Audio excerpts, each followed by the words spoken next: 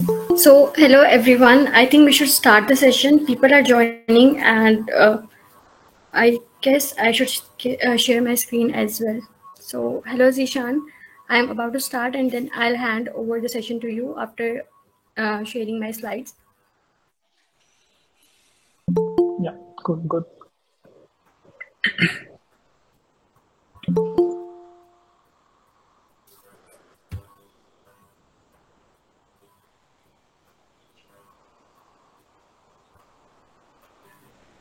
Can someone confirm if they can see my screen? Yeah, I can see your screen. Okay. Welcome everyone to Android Seco Season 2. This is the first event of Season 2, and we welcome you all here. So let me begin with introducing Android Seco. So what is it? It is an online self-study program to help developers learn Android development. So from June 2 to July 3, a series of events will be conducted by Google Developer Student Club, Google Developer Groups, and Women Techniquers to help you start your Android development journey. The cool part is on completing modules, you will be eligible to win some amazing swags. Complete 2 modules and get stickers. Complete 5 to get Android swag box. And I guess all of us love swag. So yeah, go for it. Register now. And here's the link to the website. We will also share it in the chat box. So Android basics with Compose. Learn the basics of building Android apps with the Jetpack Compose and develop a collection of simple apps to start your journey as an Android development. Here are some prerequisites. Basic computer literacy is required, basic math skills, a computer that can run Android Studio, a stable internet connection, and Android OS, which is optional. The curriculum we are using, we will be sharing the course link in the chat box. So after the session, you will be able to follow those courses as well. So in this session, we will be covering Unit 1 and Unit 2 to develop your first Android app. So you will be learning introductory programming concepts in Kotlin, how to set up Android Studio, how you can build an Android app, the simple user interface that displays text and images. And Unit 2, we will be building app UI. You will be learning important fundamentals. You will be learning how to respond to a button click in an Android app and how to interact with UI and state. So register now on Android Seco website. We will be sharing the link in the chat box. I'm saying it again so that you can register and follow the courses even after the session. For the follow-up, here is the Slack link. We will also share this link in the chat box. So after the session, you can also follow up with us on the Slack channel. So the amazing part of the session is that we have collaborated with GDSC UET Texila. Aska is the lead of UET Texila, and we thought of doing the session in collaboration with each other. So we are from Fatma Jinnah Women University, and our collaborative partner is GDSC UET Texila. So let me introduce our speaker for this session, who is Muhammad Zishan Shabir. He's a software engineer, mobile developer, and a solution architect. So he will be guiding you how to build your first Android app, and he will teach you all the basic concepts, and he will cover Unit 1 and Unit 2. So over to you, Zishan, and best of luck with the session, everyone. Thank you, Iman. Hello, everyone. I hope you all can hear me. Yes, audible. Yeah, thank you. Let me share my screen, then we'll start.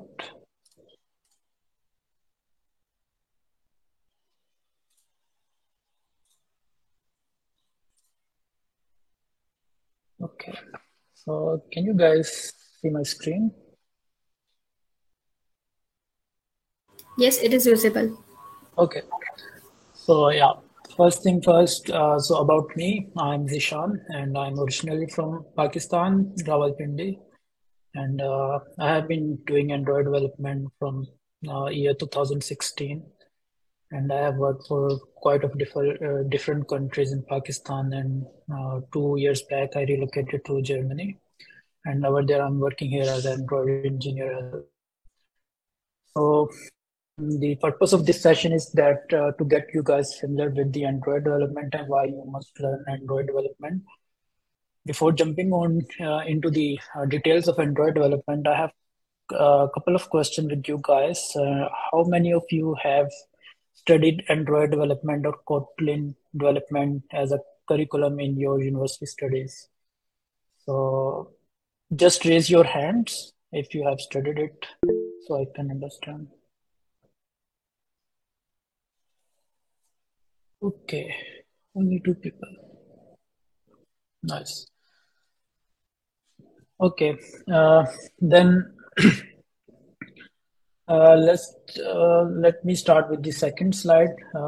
From there, I'll take you guys through the basics of how we can start with the development of the Android app. So first thing is that why should you learn Android development? So I would say that you should learn it because it is an open source and it was 2008 and it is backed by Google and it is major market. It has huge market share in overall the mobile app market and it is just not related to the mobile development, but it has also been used on other IoT devices as well as in Android homes and in Android cars, and a lot of other things has been using Android. Even if you go at some restaurant and you would see there is some post device through which you are ordering or uh, looking through the menus, that is also using Android. And another reason to learn Android is that you don't actually need, in my opinion, you don't actually need the core knowledge of CS to learn Android. It is quite straightforward and easy to learn. Once you learn the basics, then you can also explore the data structure and other parts of computer science. And then I think you are good to go. And it also provide equal ground to everyone who can learn Android. Either you have low GPA or you have highest GPA, at the end what actually matters is that how much have you learned and what are your skills level in Android development, and which I think can be polished through learning from the exercises that Google is currently provided. Let's see what is the market share of Android. So this is the graph from the Statista. From there, you can see Android is covering almost like uh, 71% of the market share, which actually says that 70% of overall devices, mobile devices, has Android, and all those users are using Android. That means all Android already have this much devices, and we can leverage these usage of devices, and we can excel our skills from here. So I just wanted to give you guys what is the idea of market, how much Android is there in the market, and you can see other operating system like iOS, Samsung, and phone, and BlackBerry are very they are actually equivalent to none beside iOS, but Android is still around 71% of market. And at the end of this session, I will be discussing how we can enter into the job market and what are the challenges that recent fresh grad faces in the market.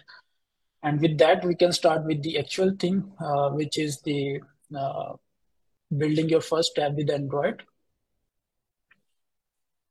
So let's jump towards the introduction of the Kotlin. So I will be skipping first two steps in this code lab, which are quite straightforward, and they actually assessment code labs in which you can assess yourself how much you are familiar with the Kotlin. So I think it has no any practical usage here, since only 2% here have already know Android development and Kotlin development. So I think we can go through as a from the first program in the Kotlin. So you can take this Kotlin. So what is Kotlin? So Kotlin is basically a programming language. It is primarily being used in Android development. And before Kotlin, there was Java that we used to develop Android app. But then Kotlin came, and Java is second language in Android. We can use Kotlin and Java parallel in the development of the Android apps, but preferred language in development is Kotlin. And it is quite straightforward. It is very modern language, and it is very robust. And every company prefers to have candidates who have knowledge of Kotlin, and instead of preferring some other guys who has knowledge of only the Java. So because of that, I think we should start learn Kotlin. It is quite concise and efficient language in modern day programming. So in Kotlin, uh, let me share my other ID. I hope you guys can see it. Yeah, I think yes. Okay.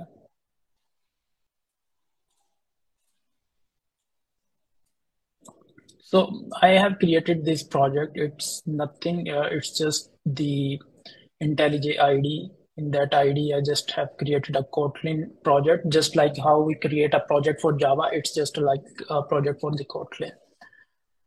So in Java, we also have a main function.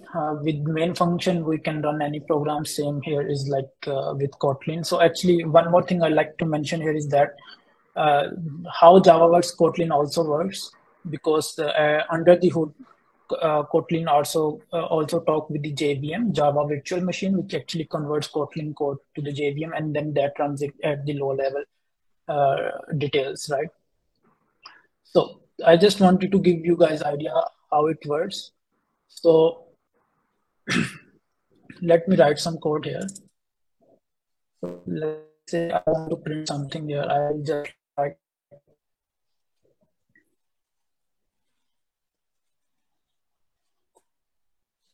Now, if I just run this one, it will just print here the hello world.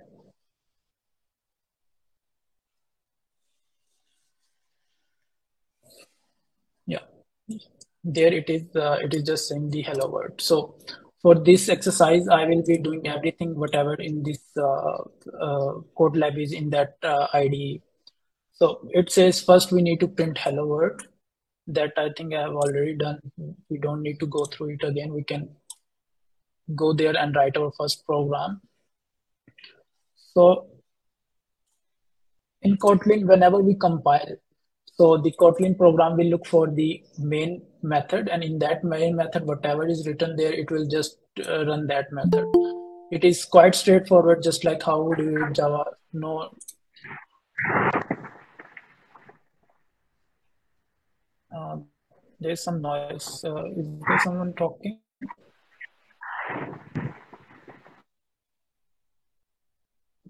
No.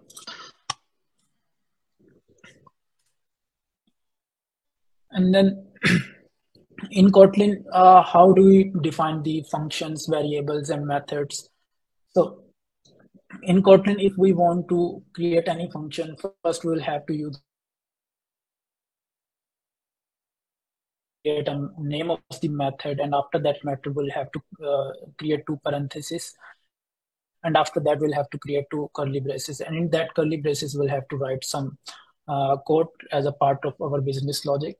Let's say I want to create a function, and I'll name it some my function.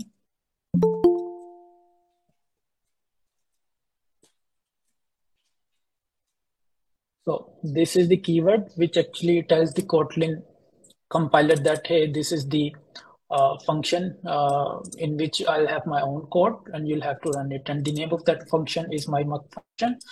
And that function has some parenthesis, and currently the parenthesis has nothing. We actually can provide any parameters in that function if needed. Currently, it's just a simple example, so nothing is required. And inside body of the function, I can write anything.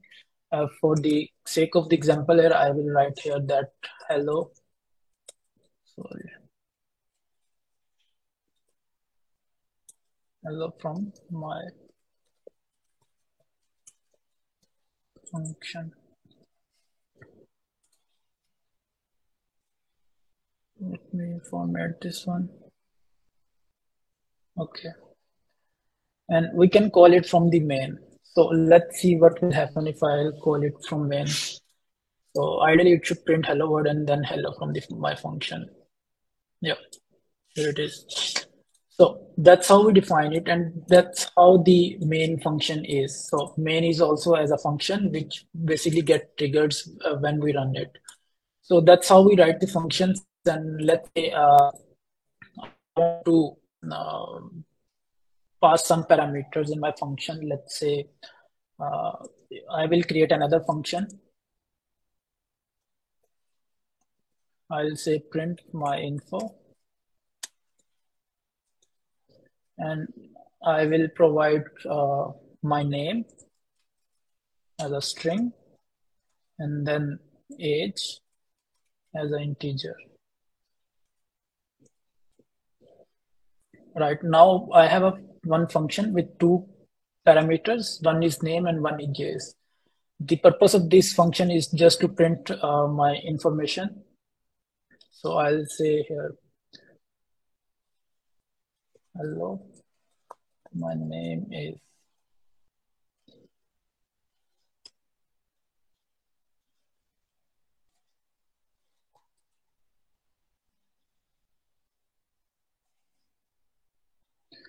So here, I see you guys can see I have also used that which is dollar sign and then name of the variable. This is called string manipulation in Kotlin. If we want to add some thing at the run, then we use dollar sign and then we name the add the name of the variable to append it in this string. So now I want to print my details. I will go here and I will call this method from the main method, and I will paste my name, Zishan, and I will add my age, and I will run it.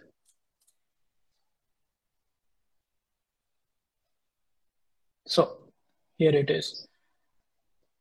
So see, I provided my age, and then it just copied the age from here and it printed with the string. So this is very, very basic of Kotlin, how it works. So let's see what do we have in the uh, Kotlin. It also says that how we define the function. Function needs a name, so you can call it later. That we have already done, and then it says we can add some inputs in there, and then it has some body, and then there is a syntax for the function. You add the fun keyword and then the name of the function and then inputs. In our second example, there were like two inputs, and then in body you add your business logic or whatever you want to do inside the function, and that function gets called inside the main. And then it says about the function keyword. Like I said, it actually indicates to the compiler of Kotlin that it is a function and anyone can call it from anywhere, and that can be reused anywhere. So yeah. And then they have like given names of the function and how we create the names of functions. So it actually depends how you name a function. For example, this function, what this function is doing is this function is actually printing my name and age and my info. So I name it print my info. Let's say I have another function which actually is doing something, adding two numbers. I will name it as a sum. Um, that function actually will print sum of two integer. I can name it print sum of two integers, and then I'll pass two integers.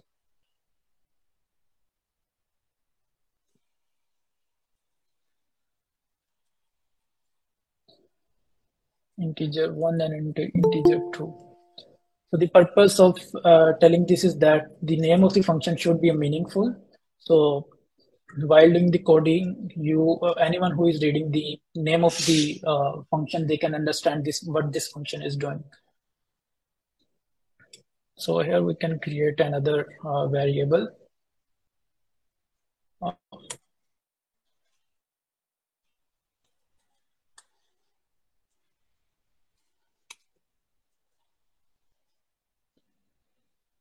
And then we can print this one here.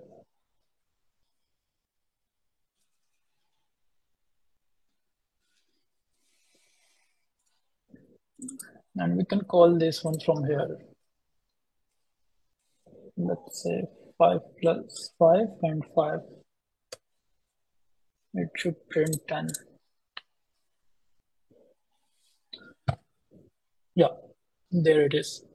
So that's how we do it in day-to-day Android development. So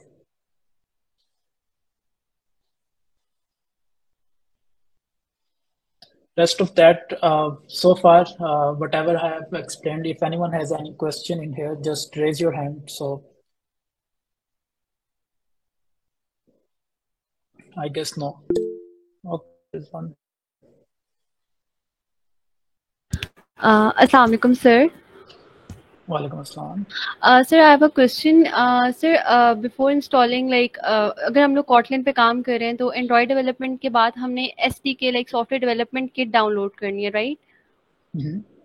sir उसमें हमारे पास ना JDK जो हमने की for Java वो तो easily हो गई, बट सॉफ्टवेयर डेवलपमेंट किट में इतनी ज़्यादा एरर्स आ रहे हैं, वो हर थोड़ी बात बोलते हैं कि फाइल करप्टेड है, फिर उस फाइल को सेट करो उधर उसके प्रॉपर डाटा सेट में जाके उसके इनपुट में जो वो यूट्यूब से मैंने सर्च किया था थोड़ा बहुत, तो बट फिर एक कोई नई फाइल में उसका इशू आ जाता है और वो करप्टेड हो जाती है, तो ये बहुत ज़्यादा इशू आ रहा है काफ़ी फेस करने में। You are using Android Studio.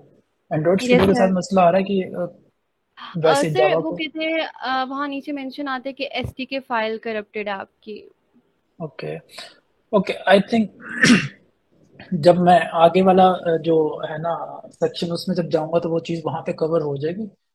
तो अभी मुझे पता नहीं कि आपकी मशीन में क्या मसला, तो इस तरह के जो issues होते हैं वो इंडिविजुअल लेवल, तो ये भी हो सकता है कि जब आप जेडीके डाउनलोड कर रहे हो जेडीके, तो मे बी इंटरनेट कनेक्शन की वजह से सही तरीके से डाउनलोड ना हुआ हो, आधा डाउनलोड हुआ हो, तो आपने उसको इंस्टॉल कर दिया हो या उसके पाथ वगैरह डाल दिए हो, या फिर समहाउ वायरस की वजह से करप्ट हो गया हो, तो इस वजह से इश्यूज होते हैं। तो अभी तो मैं इस तरह बता नहीं सकता क्यों इस तरह का इशू है। May be at the end of this session you can share your screen, and if मेरे पास टाइम हुआ तो मैं गाइड कर दूंगा किस तरह उसको फिक्स कर सकते हैं। Okay sir. किसी और का कोई क्वेश्चन है तो please. I think no. Then we can go ahead and then there is modify your program. इसमें भी basically वो यही चीज़ बता रहा है कि आप अपने प्रोग्राम को किस तरह modify कर सकते हो। आप मेन मेथड के अंदर मैं ऑलरेडी मॉडिफाई कर चुका हूँ। If you guys can see I have already done like 4 methods here, functions here. तो वो इस चीज का बता रहा है किस तरह कर सकते हो, फिर उसको रन कर सकते हो, वो सारी चीज। फिर कोटलिन के स्टाइल का बता रहा है। बेसिकली ये चीज जो होती है बहुत इंपॉर्टेंट होती है, कोटलिन स्टाइल गाइड। ये इसको मैं थोड़ा सा एक्सप्लेन करना चाहूंगा। अगर आप ये देखो, मैं अपने कोड को ऐसे भी तो लिख सकता था। ये देख, ये जैसे ये स्मॉल ब्रैकेट है, स्मॉल ब्रैकेट के बाद यहाँ पे स्पेस है, मैं इसको खत्म कर देता हूँ। मैं ये वाली जो स्पेस है इसको भी खत्म कर देता हूँ, इसको इस तरह लिख देता हूँ, मैं इस ब्रैकेट को भी ऊपर ले जाता हूँ, और मैं अभी प्रोग्राम को रन करूंगा तो ये रन होगा, इसमें कोई मसला नहीं है, कंपाइल होगा, रन होगा। लेकिन ये जो है ये रीडेबिलिटी में बहुत ज्यादा इशू करता है। रीडेबिलिटी में इस वजह से इशू करता है कि आपको समझ नहीं लगती कि ये हो क्या रहा है। फॉर एग्जांपल, जब आप ज्यादा एक्सपीरियंस सॉफ्टवेयर इंजीनियर हो जाते हो, जब आप रोजाना की बेसिस पे कोड लिख रहे होते हो, तो फिर आपको ये चीज बहुत ज्यादा तंग करना शुरू कर देती है। अभी मुझे पता है कि जब भी मैंने अपना फंक्शन लिखना है तो मैं फंक्शन की डेफिनेशन के बाद एक स्पेस दूंगा, स्पेस के पास एक करली ब्रेसेस आएगी, करली ब्रेसेस के बाद मैं लाइन ब्रेक दूंगा, लाइन ब्रेक के बाद मेथड की बॉडी लिखूंगा, और मेथड की बॉडी के बाद फिर मैं लाइन दे के फिर मैं अपनी कर ब्रेसेस जो होगी उसकी फॉर इंटेंट खत्म करके स्टार्ट पे लगाऊंगा। तो ये बेसिकली गाइडलाइंस है, इनको हमें फॉलो करना चाहिए, बेस्ट प्रैक्टिसेस हैं। अगर फॉलो नहीं करते कोई मसला तो नहीं है, प्रोग्राम तो कंपाइल हो जाएगा, but you won't be called a good software engineer, right? So this is the thing. तो वो ये सारी चीजें बता रहे हैं कि अलाइन वर्टिकली होना चाहिए। फिर उसके बाद अच्छा, अगर एक और चीज इसमें यह है कि अगर आप इस चीज को इस तरह फॉलो करते हो, लेट्स से कि अगर आपके कोड में कोई एरर वगैरह आ जाता है तो आप उसको भी आइडेंटिफाई करने में आपको आसानी होती है। फॉर एग्जांपल, अगर मैं इधर आता हूँ, मैं यहाँ पे अपनी करली ब्रेसेस ही खत्म कर देता हूँ, तो अभी मेरे प्रोग्राम में एरर है, तो मैं आंखों से इसको रीड करके देख सकता हूँ कि कहाँ पे मसला आ सकता है। मैं कहता हूँ यस, ये लाइन नंबर 19 पे मसला है, तो वहाँ पे ब्रेसेस मिसिंग है, तो मैं वहाँ पे जाके करली ब्रेस सेट कर देता हूँ। तो ये इस तरह की चीजें होती हैं जो कि हमें फॉलो करनी चाहिए।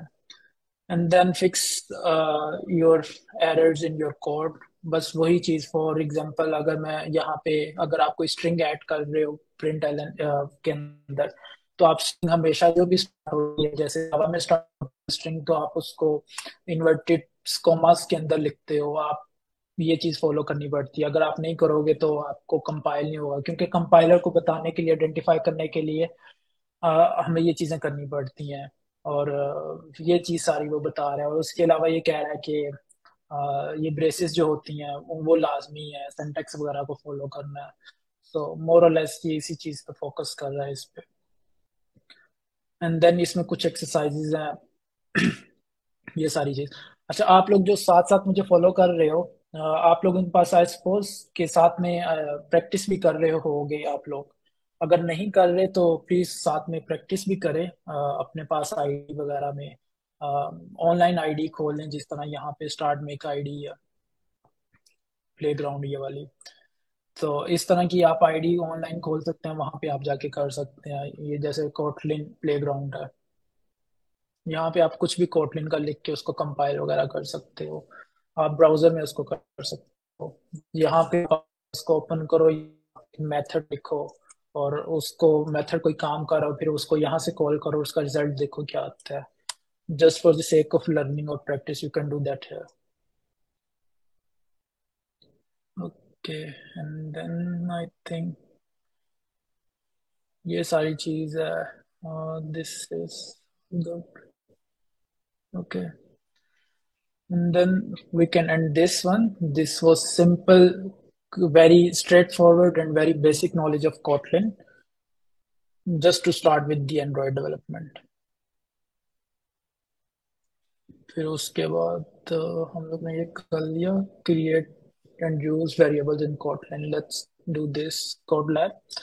अच्छा, वेरिएबल्स क्या होते हैं? प्रोग्रामिंग लैंग्वेज में वेरिएबल्स जो होते हैं, सो बेसिकली वो एक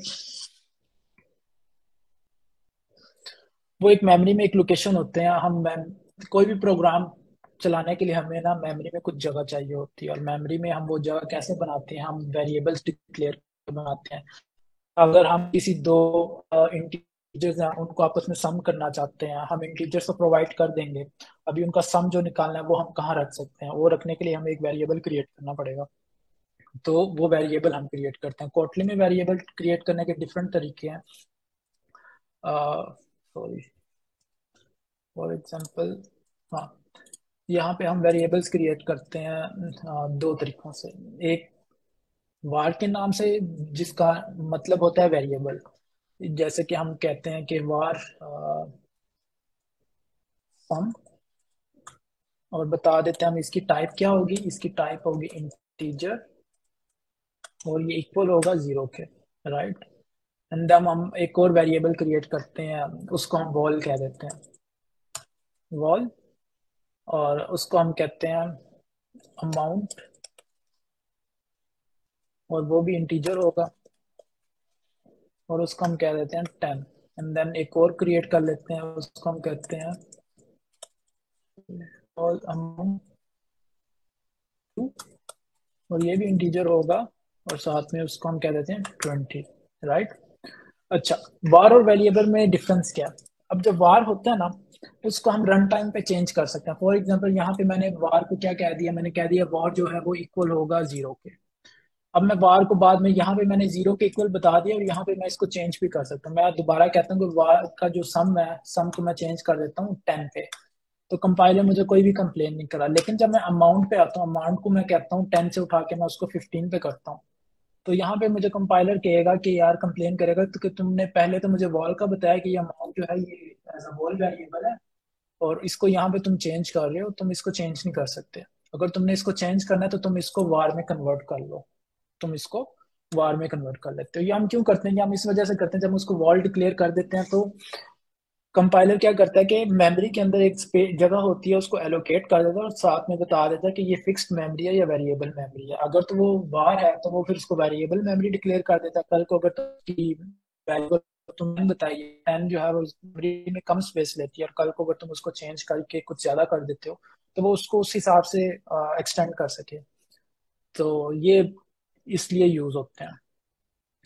एंड वेरिएबल्स को डिक्लेयर कैसे कर सकते हैं, ये तो मैंने इंटीजर्स का बताया।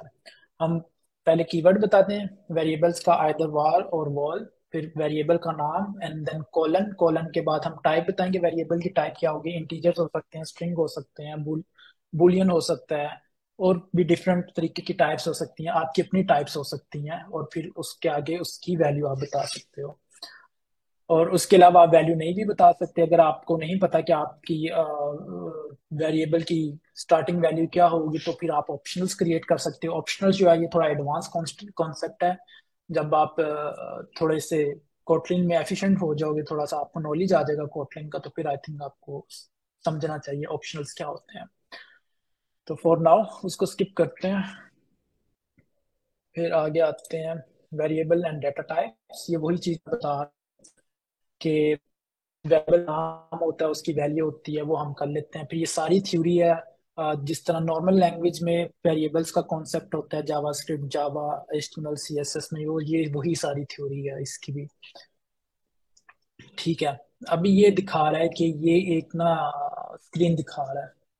स्क्रीन में ये दिखा रहा है कि वेलकम है, उसके साथ नेम है, फिर उसके बाद कुछ उसके पास न्यूज आ रही है, आर्टिकल का इमेज आ रहा है, आर्टिकल का नेम आ रहा है, डेट आ रही है, एंड देन आर्टिकल का सोर्स आ रहा है। ये सारी चीजें कहाँ से आ रही होंगी, किसी डाटा स्ट्रक्चर से आ रही होंगी। डाटा स्ट्रक्चर किस में पड़ा होगा, वेरिएबल्स में पड़ा होगा। ये सारी चीजें वो सारी चीजें बता रहा है।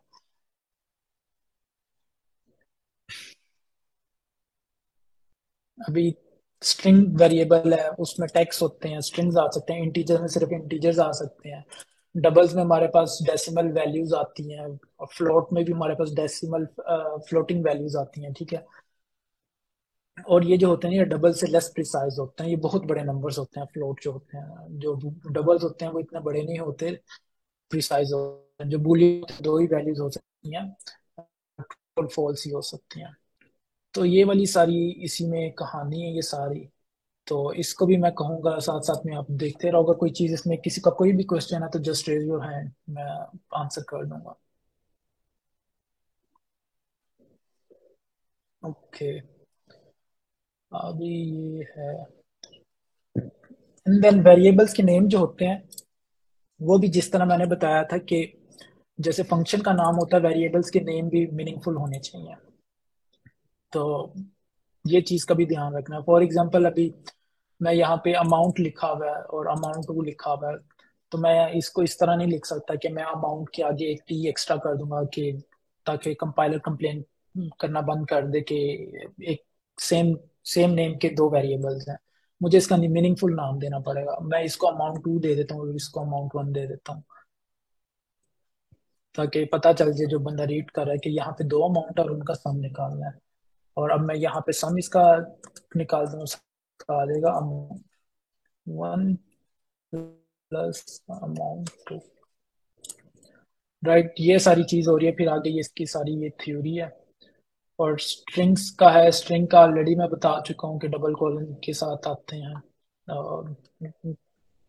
इन्वर्टेड कॉमास के साथ आते हैं। एंड देन इसमें एक और चीज है जो कि काफी इंपॉर्टेंट है। आप लोग ये देख रहे हो कि कॉलन जो है वो मैंने डाला है। कोटलिन जो है ना इंटेलिजेंट लैंग्वेज है, जस्ट लाइक जावास्क्रिप्ट। कि जावास्क्रिप्ट में आपको ना वेरिएबल की टाइप बताना जरूरी नहीं है, कोटलिन इटसेल्फ उसको इन्फर करके देख सकती है कि आपने इसकी टाइप क्या दी है। फॉर एग्जांपल मैं लिखता हूँ कि वॉल, और मैं यहाँ पे लिख देता हूँ सम डाटा, जस्ट फॉर एग्जांपल। और मैं कोलन का साइन नहीं डालता, मैं इक्वल का साइन डालने के बाद डायरेक्ट ही कुछ लिख देता हूँ। मैं इसमें कुछ नंबर लिख देता हूँ। तो अभी जो है ना कोटलिन है, कोटलिन को खुद पता चल जाएगा कि ये क्या कहते हैं।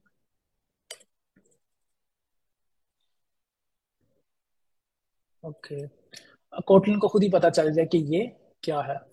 तो मैं इसको ये करता हूँ, अच्छा ये जैसे कंप्लीट कर रहा हूँ।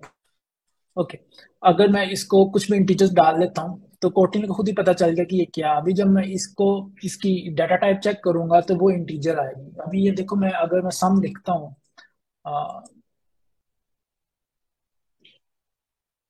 अगर ये देखो, ये यहाँ पे जो एक नई पॉपअप विंडो खुली है, इसके आगे ये लिखा आ रहा है कि ये इंटीजर है। तो ये मैंने तो इसको कहीं पे भी नहीं बताया कंपाइलर को कि ये मैंने इंटीजर डाटा टाइप की एक बनाई हुई है, तो उसको खुद ही पता चलेगा कि ये क्या है। अगर इसकी जगह मैं इसको कर देता हूँ स्ट्रिंग कर देता हूँ, मैं इधर डाल देता हूँ सम स्ट्रिंग, राइट।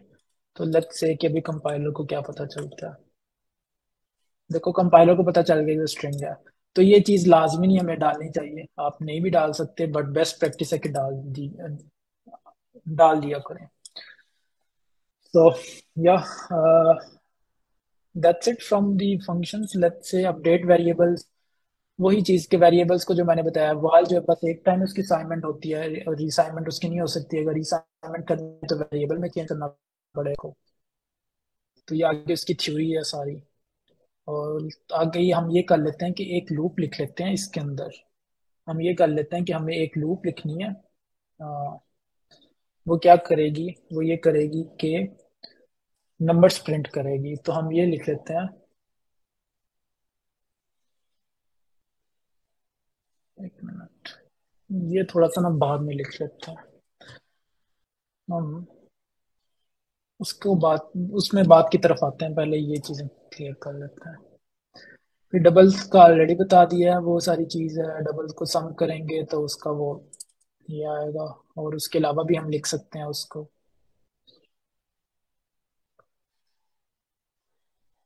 सम में स्ट्रिंग्स को भी हम सम कर सकते हैं। फॉर एग्जांपल ये यहाँ पे है, ये स्ट्रिंग्स को हमने सम किया हुआ है। तो अगर हम आते हैं यहाँ पे, इसको कॉपी को पेस्ट करते हैं,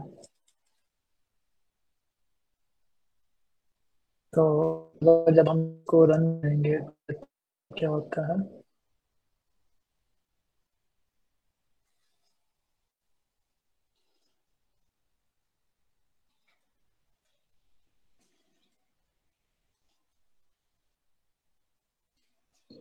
ओके, या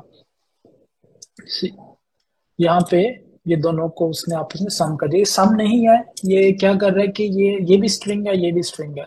जब हम क्या करते हैं नेक्स्ट मीटिंग और में प्लस और डेट को प्लस करते हैं, तो कोटलिन कंपाइलर क्या कर देता है, इन दोनों स्ट्रिंग को आपस में कंबाइन कर देता है। तो इसको स्ट्रिंग मैनिपुलेशन कहते हैं कोटलिन में। तो ये भी एक बहुत वाइड टॉपिक है डिस्कस करने के लिए, but sake of the time इसको मैं ज्यादा डिस्कस नहीं करूंगा। बट इस तरह हम कर सकते हैं कोटलिन में, जावा में इस तरह हम नहीं कर सकते, बट इसमें हम कर सकते हैं।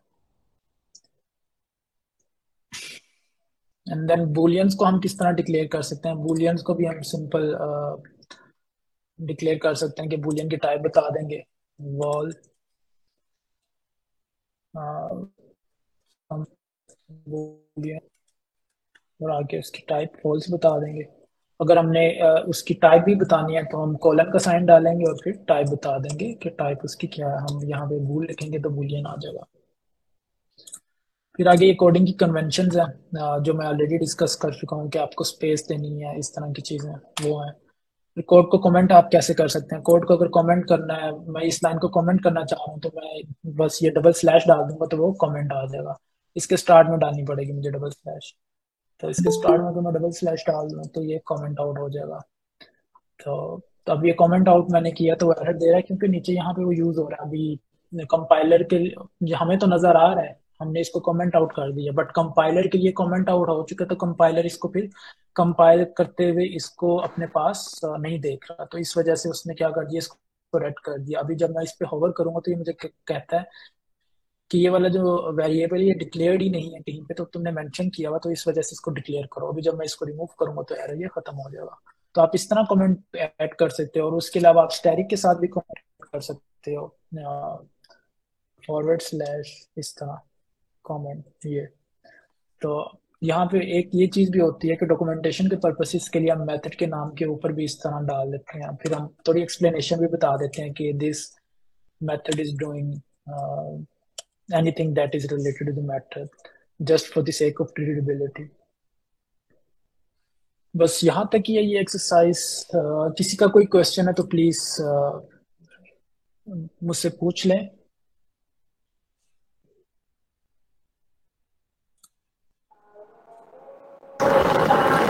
अस्सलाम वालेकुम सर। वालेकुम मैं अस्सलाम। मैं उमर बात कर रहा हूँ। मेरा ये क्वेश्चन है कि जो ये कॉटलिन आप किस कंपाइलर पे इस्तेमाल कर रहे हैं? जैसे आईडीई है, आईडीई मोस्ट कॉमन है, मोस्ट कॉमन आईडीई है यस कोड। तो आप किस आईडीई पे इसको इस्तेमाल कर रहे हैं? अच्छा, मैं जो आईडी यूज कर रहा हूँ इसको इंटेलिजे आईडी बोलते हैं।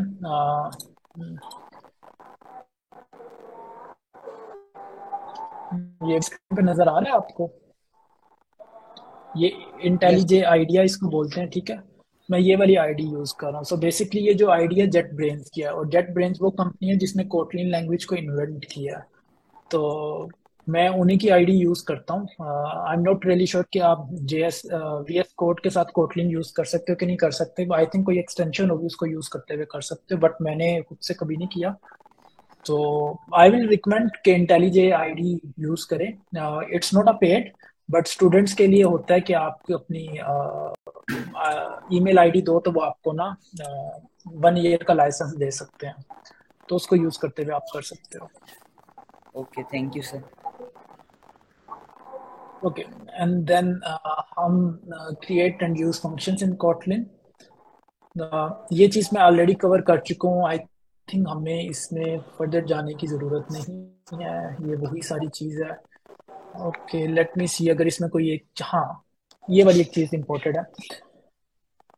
अच्छा, लेट्स से कि ये कहते हैं कि कोई एक ऐसा फंक्शन हो जो कि किसी के माइक से नॉइस आ रही है काफी ज्यादा, तो प्लीज म्यूट कर लीजिए। Thank you. Okay, so let's say कि मैं कहता हूँ कि मुझे ना मैं दो स्ट्रिंग एक मेथड को देता हूँ, और वो मेथड मुझे वो दोनों स्ट्रिंग को कंबाइन करके स्ट्रिंग्स रिटर्न कर दे।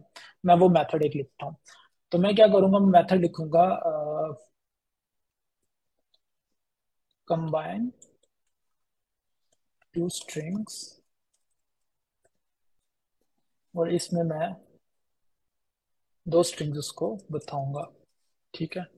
और दो पैरामीटर्स मैं दूंगा, string1 string, and then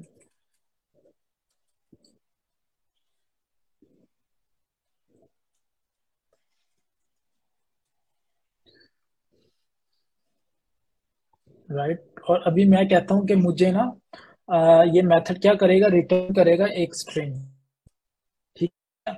जिस जावा में होता है कि आप मेथड की रिटर्न टाइप स्टार्ट में लिखते हो जावा में, आई थिंक।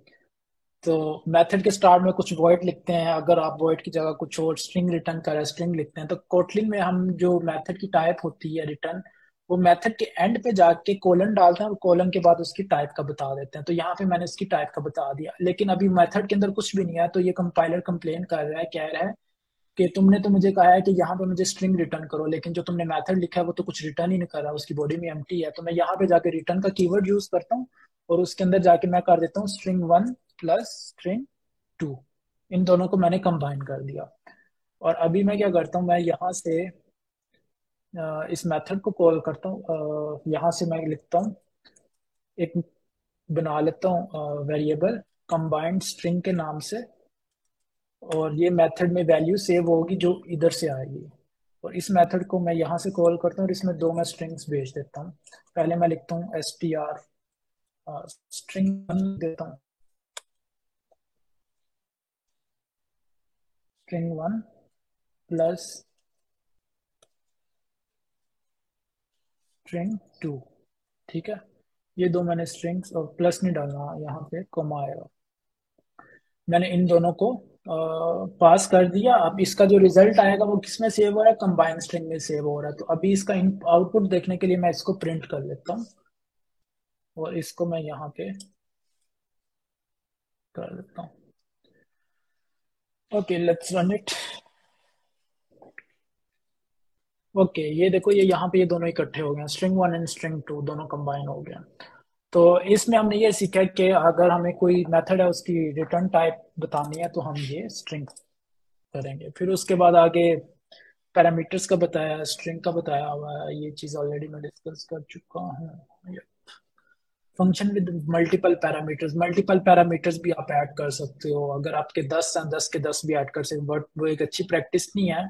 तो जब आप ज्यादा एक्सपीरियंस हो जाते तो के लिए डिजाइन पैटर्न्स होते हैं जो हमें फॉलो करना पड़ता है। आप लोगों ने पढ़े होंगे कंप्यूटर साइंस में, फैक्ट्री डिजाइन पैटर्न और सिंगलटन डिजाइन पैटर्न, इस तरह के डिजाइन पैटर्न होते हैं जिनको हमें यूज करना पड़ता है।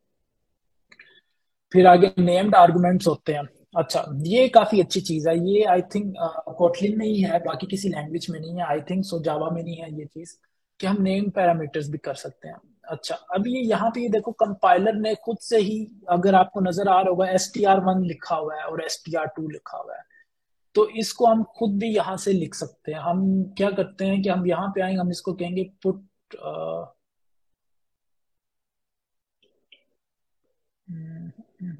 हाँ, add names to call print. अभी ये देखो, ये str1 इक्वल टू ये सारी चीज उसने ऐड कर दी, और इसको मैं इस तरह लिख सकता हूँ।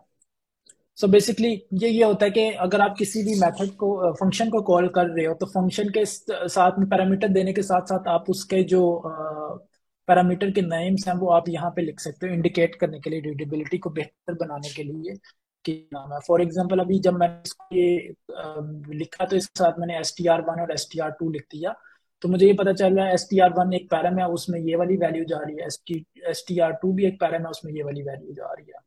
तो ये वाली चीज हम कर सकते हैं। ये काफी यूजफुल है और एंड्रॉइड में बहुत ज्यादा होती है। अगर आप एंड्रॉइड को कल को फॉलो करना चाहते हो तो उसमें बहुत ज्यादा हो रही होगी। और हम डिफॉल्ट आर्गुमेंट्स वगैरह भी डाल सकते हैं इसमें। फॉर एग्जांपल, अभी ये वाला जो मेरा मेथड है, इसमें मैं कह देता हूँ कि मैं इसको डिफॉल्ट आर्गुमेंट दे देता हूँ, जिशान का आर्गुमेंट दे देता हूँ। ठीक है, अभी मैंने डिफॉल्ट आर्गुमेंट जिशान का दे दिया, तो मुझे ये यहाँ पे ये सेकंड आर्गुमेंट अप्लाई करने की जरूरत नहीं है, वो ऑप्शनल हो गया मेरे लिए। मैं दे सकता हूँ अगर मैं चाहूँ, लेकिन अगर मैं ना भी दूं तो तब भी ओके, कंपाइलर कंप्लेन नहीं करेगा। अभी कंपाइलर कंप्लेन नहीं कर रहा। अभी जब मैं इसको रन करूंगा तो क्या होगा कि वो डिफॉल्ट वाली वैल्यू को str1 के साथ कॉन्केटिनेट कर देगा। ये देखो, str1 के साथ उसने कॉन्केटिनेट कर दिया। अगर मैं कहता हूँ कि यार मुझे डिफॉल्ट वैल्यू के साथ एक और वैल्यू भी भेजनी है, तो वो क्या करेगा, मैंने दो वैल्यूज भेज दी, तो अभी वो क्या करेगा, डिफॉल्ट वैल्यू को उसने ओवर राइट कर दिया। यहाँ से ये वाली वैल्यू ने इस वैल्यू को ओवर राइट कर देना है। अभी जब मैं इसको रन करूंगा तो डिफॉल्ट वैल्यू ने उस वैल्यू को ओवरराइट कर दिया। तो ये भी एक बहुत अच्छा फीचर है कोटलिन का। Okay, we are done with this as well, and then practice problem, let's see what's there. Print messages, मतलब इन मैसेजेस को हमने प्रिंट करना है, तो सिंपली हम इनको कॉपी करके वहां पे किसी भी प्रिंट मैसेज के अंदर लिख लेंगे तो वो प्रिंट हो जाएंगे। अगर मैं इसको यहाँ पे लिखूंगा तो ये वाला मैं, ये वाली चीज जो मैंने अभी तक बताई है, इसको मैंने कॉपी किया, इसको मैंने यहाँ पे पेस्ट कर दिया। ओके, लेट्स रन इट, और वो यहाँ पे आ जाएगा। And then fix compile error. अभी ये जो है मैं इसको पेस्ट करता हूँ कि इसमें देखते हैं इसमें कंपाइल एरर क्या है। मैं एक्सपेक्ट करूंगा आप लोगों में से कोई बंदा मुझे बताए कि इसमें कंपाइल एरर क्या है। तो ये है इसमें, ये देखो, ये यहाँ पे कंपाइल एरर। तो कोई है जो जिसको पता चल रहा है कि यहाँ पे क्या कंपाइल एरर क्या है, जिसको पता है हैंड रेज करे। ये यहाँ पे कंपाइल एरर है। यस अब्दुल्ला।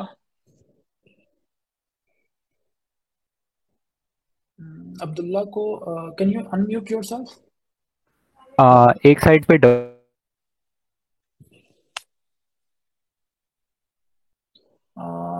आपकी वॉइस लैग हो रही है मुझे।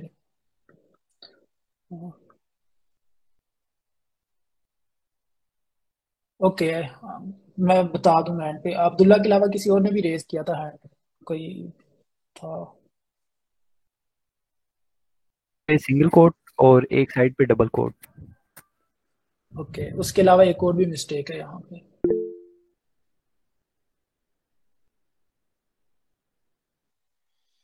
ओके, सो ब्रेसिस इशू। हाँ, राइट। तो यहाँ पे ये मिस्टेक्स हैं, राइट। एक ये और दूसरा ये है, करली ब्रेसिस जो थी वो नहीं आनी थी। तो ये वाली एक्सरसाइज है, ये बहुत स्ट्रेट फॉरवर्ड है। जो एंड्रॉयड कोटलिन सीखना चाहता है वो ये वाली एक्सरसाइज कर ले तो उसको पता चल जाएगा कि कोटलिन कुछ न कुछ हद तक वो सीख जाएगा यहाँ से। तो आई वुड से कि इसको देख लो। टाइम की वजह से मैं सारी प्रॉब्लम्स में से तो नहीं जा सकता। तो जी मोहम्मद आसिम।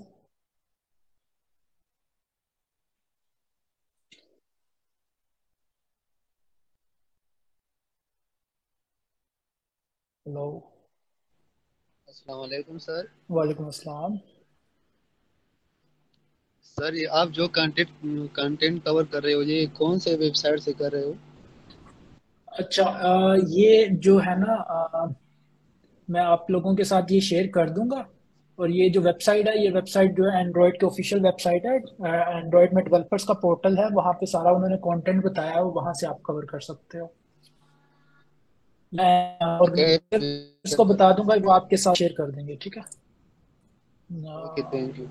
ईमान प्लीज अगर आप ये इसको शेयर कर सकते हो, चैट में शेयर कर दीजिएगा इनके साथ, थैंक यू। और आई थिंक इसके साथ we can move towards the next one. Time बहुत कम है, ऑलरेडी 1 घंटा गुजर गया इसमें। तो हम अपने सेकंड वाले स्टेप पे चलते हैं, जिसमें हम लोगों ने एंड्रॉयड स्टूडियो इंस्टॉल करना है। तो एंड्रॉयड स्टूडियो आप कैसे इंस्टॉल कर सकते हो? इंस्टॉल करने के लिए आपको एंड्रॉयड स्टूडियो डाउनलोड करना पड़ेगा। और डाउनलोड आप जो करोगे, ये इसमें सारी इंस्ट्रक्शन उन्हें बताएंगे आप किस तरह इसको डाउनलोड कर सकते हो, आपकी सिस्टम की मिनिमम रिक्वायरमेंट कितनी होनी चाहिए, वो सारी चीजें इसमें सब कुछ बताया हुआ है। एटलीस्ट आपके पास 4 GB रैम होनी चाहिए एंड्रॉयड स्टूडियो को रन करने के लिए।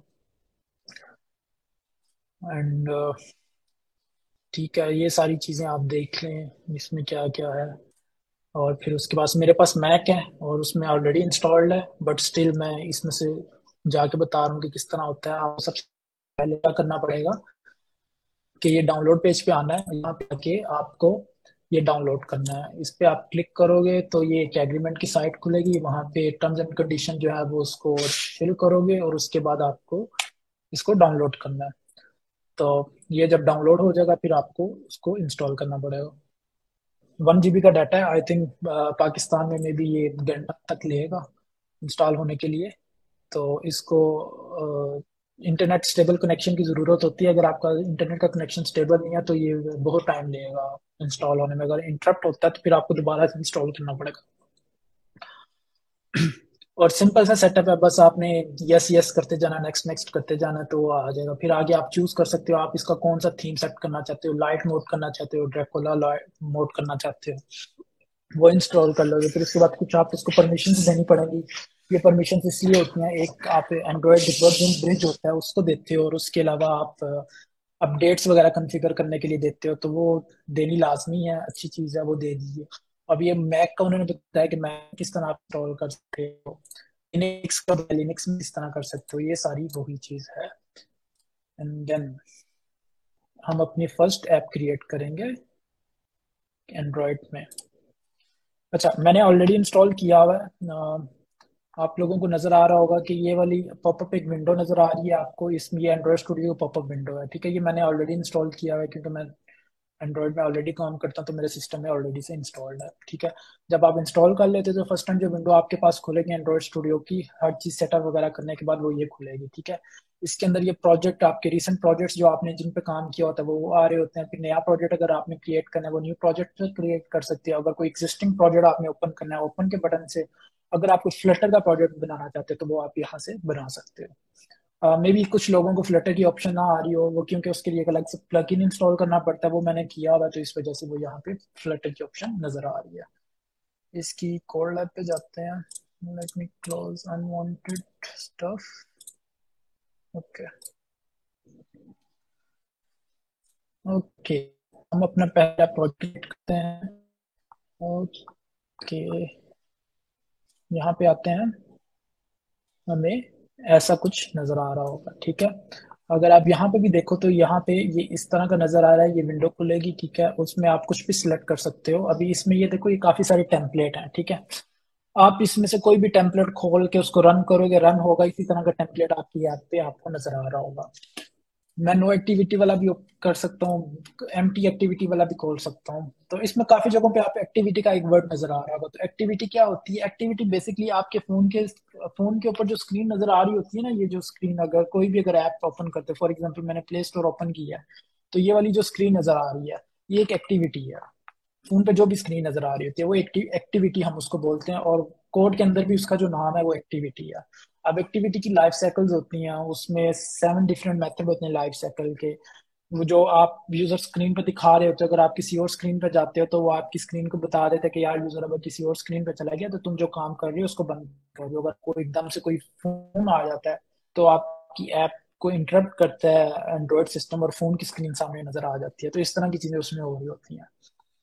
ठीक है, अभी हम इसमें एक हेलो वर्ल्ड का प्रोग्राम लिखेंगे। ठीक है, हम क्या करते हैं, एक नया प्रोजेक्ट बना लेते हैं। हम एम्प्टी एक्टिविटी सेलेक्ट कर लेते हैं, नेक्स्ट पे क्लिक करते हैं और एप्लीकेशन का नाम इधर लिख देते हैं, एंड्रॉयड सीखो डेमो, राइट। और इसमें हम अपना पैकेज नेम बता देते हैं। पैकेज नेम आप कुछ भी लिख सकते हो, अपनी कंपनी का नाम जिसमें आप काम कर रहे हो, और पैकेज नेम हमेशा उल्टा लिखा जाता है।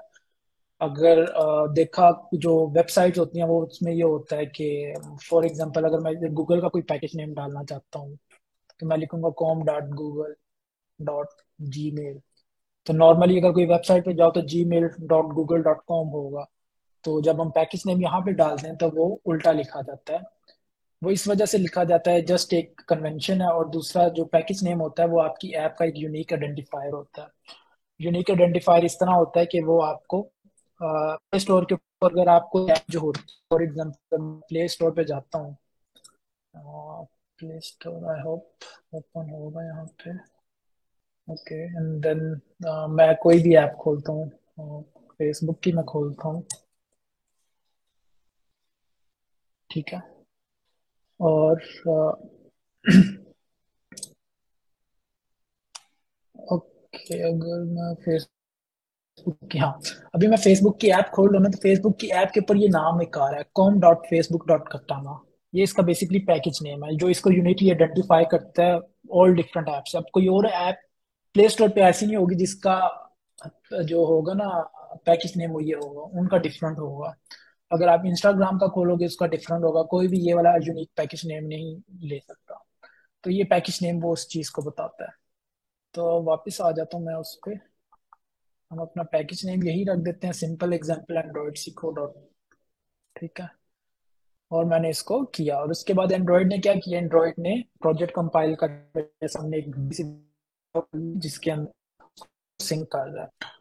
अभी ये ग्रेडल है, ग्रेडल एक बिल्ड सिस्टम है। बिल्ड सिस्टम क्या करता है कि आपके प्रोजेक्ट के लिए फाइल्स को जनरेट करता है, राइट, जब आप उसको बता देते हो। और फिर फाइल्स को जनरेट करने के बाद कुछ कोड है, उस कोड को जनरेट करता है और आपके प्रोडक्ट को स्टेबल कर देता है ताकि आप उसको रन कर सकते। अभी करंटली मैं इसको रन नहीं कर सकता क्योंकि ये अभी बिल्ड कर रहा है उसको, और ये बिल्ड होगा और फिर उसके बाद हम इसको रन करेंगे।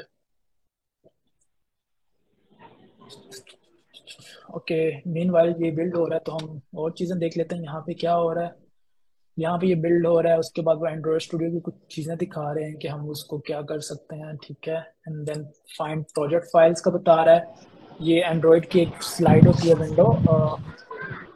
किसी के माइक से बहुत ज़्यादा शोर आ रहा है, प्लीज़ म्यूट कर लीजिए खुद को।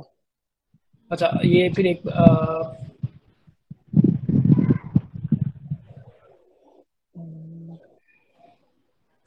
ओके, यार ये बहुत ज़्यादा शोर आ रहा है।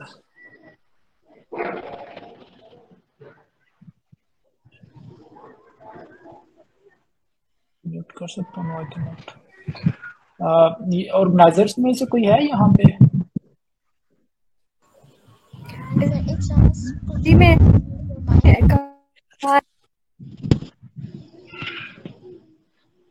ये प्लीज म्यूट कर दीजिए। अच्छा, मैं ये बता रहा था कि प्रोजेक्ट फाइल्स होती हैं, ये मैं बताऊंगा कहाँ की होती हैं। ये एंड्रॉयड स्टूडियो में होती हैं। एंड ये हमारा प्रोजेक्ट जब कंपाइल हो जाएगा, ठीक है, तो आपको एक ग्रीन सा आइकन नजर आएगा ऐप के फोल्डर के ऊपर, और यहाँ पे इस तरह ग्रीन का फोल्डर, ग्रीन सा ना एक डॉट होगा वो नजर आता है, जिस जो ये बता रहा था कि आपका प्रोजेक्ट जो सक्सेसफुली कंपाइल हो चुका हुआ है। ठीक है, और ये इस तरह नजर आएगा आपको। और ये ग्रेडल स्क्रिप्ट्स होते हैं। इस पूरी विंडो को हम प्रोजेक्ट विंडो कहते हैं, ये वाली जो नजर आ रही है ये वाला पूरा, ठीक है, इसको प्रोजेक्ट विंडो कहते हैं। इसको हम डिफरेंट एंगल से देख सकते हैं। हम इसको प्रोजेक्ट एंगल से देख सकते हैं, हम इसको एंड्रॉयड के एंगल से देख सकते हैं, प्रोजेक्ट फाइल के एंगल से देख सकते हैं। स्टार्टिंग के लिए मैं ये कहूंगा कि सारे इसको एंड्रॉयड के एंगल से देखें, राइट। अभी यहाँ पे मैंने क्या किया कि मैंने एक प्रोजेक्ट क्रिएट किया, ठीक है, एंड्रॉयड की मैंने एम्प्टी एक्टिविटी सिलेक्ट की थी, एम्प्टी एक्टिविटी सिलेक्ट की थी, उसने मेरे लिए एक एम्प्टी एक्टिविटी क्रिएट कर दी। और जो ऐप का जो थीम होगा वो ये होगा कि उसमें एक मैनिफेस्ट का फोल्डर होगा, मैनिफेस्ट के फोल्डर के अंदर एक मैनिफेस्ट की फाइल होगी, मैनिफेस्ट की फाइल के अंदर आप ये बता रहे होते हो कि आपकी ऐप के अंदर कितनी स्क्रीन है। करंटली मेरे पास सिर्फ एक एक्टिविटी है, ये यहाँ पे एक एक्टिविटी है, और उस एक्टिविटी का नाम है मेन एक्टिविटी, जो कि ये है, ठीक है, हम ये बताते हैं। और यही एक्टिविटी लॉन्चर एक्टिविटी है, हमने एंड्रॉयड सिस्टम को बता दिया कि लॉन्चर एक्टिविटी है।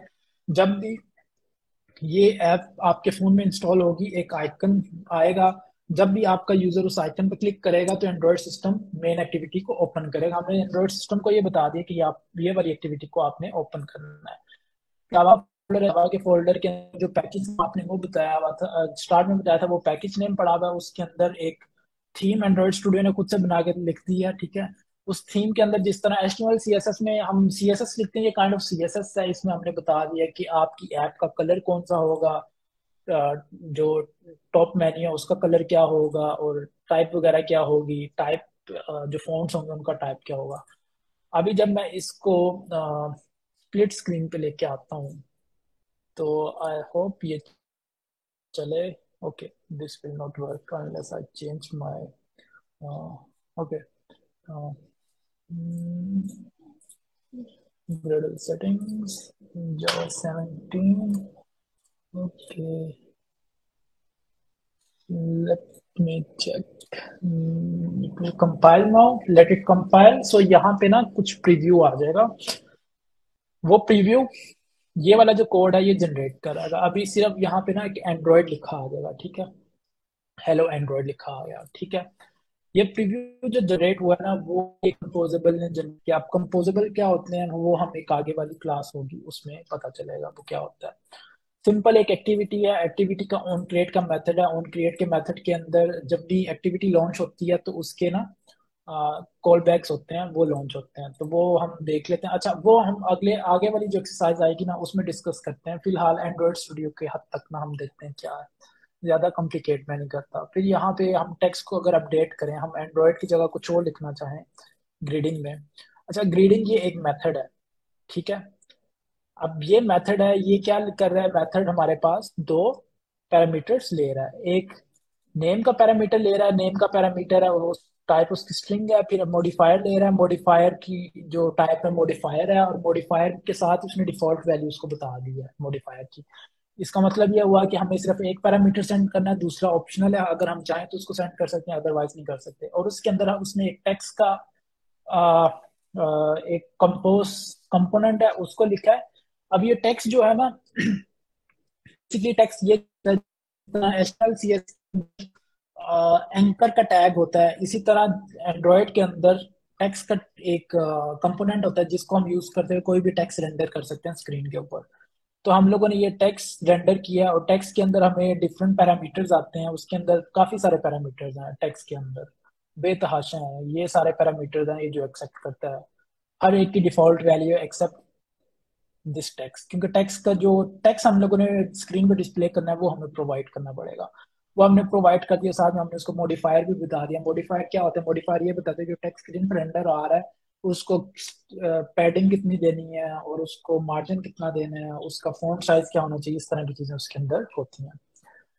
अच्छा, अभी ये क्या कर रहा है, ये स्क्रीन पे ये कर रहा है। अभी ये यहाँ पे किस तरह रेंडर हो रहा है, यहाँ पे ये प्रीव्यू की वजह से रेंडर हो रहा है। अगर मैं प्रीव्यू को खत्म करूंगा ना तो ये यहाँ से गायब हो जाएगा। तो ये सिंपल ये समझ लो कि डेवलपर्स के लिए एक टूल किट बना दी है कि इंस्टेंट के डेवलपर बार बार रन करके मोबाइल पे टेस्टिंग करे, मोबाइल पे देखे।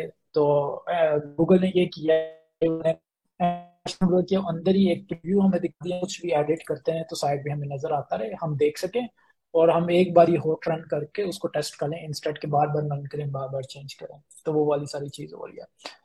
अच्छा, अभी ऑन क्रिएट के मेथड के अंदर हम क्या करते हैं, हम स्क्रीन का लेआउट सेट करते हैं। स्क्रीन का लेआउट सेट करने के लिए सेट कंटेंट का एक मेथड है, उसको कॉल करते हैं। वो मेथड जो होता है वो एक लेमडा को लेता है, ठीक है। अभी ये है, ये आप देख रहे हो मेथड को नॉर्मली जो हम कॉल करते हैं तो वो तो हम इस तरह कॉल करते थे, इस तरह। तो ये तो एक बड़ा अजीब सा मेथड है जिसके आगे करली ब्रेसेस हैं। ये क्या है, ये भी एक डिफरेंट कॉन्सेप्ट है जो आगे जाके आप लोगों को क्लियर हो जाएगा। फिलहाल इसको स्किप करते हैं। उसके अंदर हमने फर्दर एक और मेथड को कॉल किया, उसके लैम्डा को हमने कॉल किया। ये जो मेथड है ये एंड्रॉइड स्टूडियो ने हमारे लिए जनरेट किया, जो कि ऐप का थीम है, जो इस तरह जिससे ऐप की लुक एंड फील आएगी।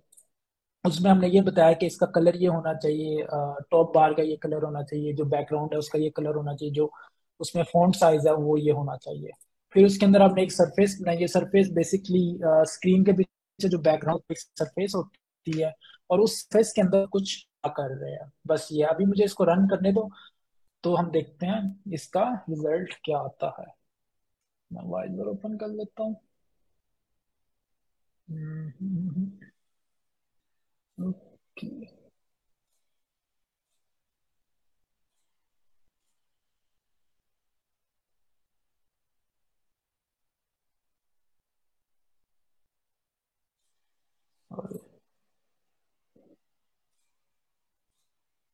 अच्छा अभी मैं इसको रन करूंगा। तो ये मैंने अपने एंड्रॉयड स्टूडियो के साथ अपनी डिवाइस ऐड की हुई है। आप डिवाइस के अलावा आप क्या कर सकते हो, एमुलेटर यूज कर सकते हो, एमुलेटर क्रिएट कर सकते हो। एमुलेटर क्रिएट करने का बहुत स्ट्रेट फॉरवर्ड तरीका है। अगर क्लास में कुछ थोड़ा सा टाइम हुआ एंड पे मैं दिखा दूंगा। अभी ये स्क्रीन के ऊपर हेलो वर्ल्ड लिखा आ गया और ये मेरी ऐप इंस्टॉल होगी। अभी इस ऐप का आइकन जो है वो ये आ रहा है, ये देखो, एंड्रॉइड सीखो डेमो के नाम से। और इस पे जब मैं क्लिक करता हूँ ये ऐप ओपन होगी, स्क्रीन पे हेलो एंड्रॉइड लिखा आ गया। हमारे अपनी पहली ऐप नहीं है, राइट। अभी हम जाते हैं नेक्स्ट पे।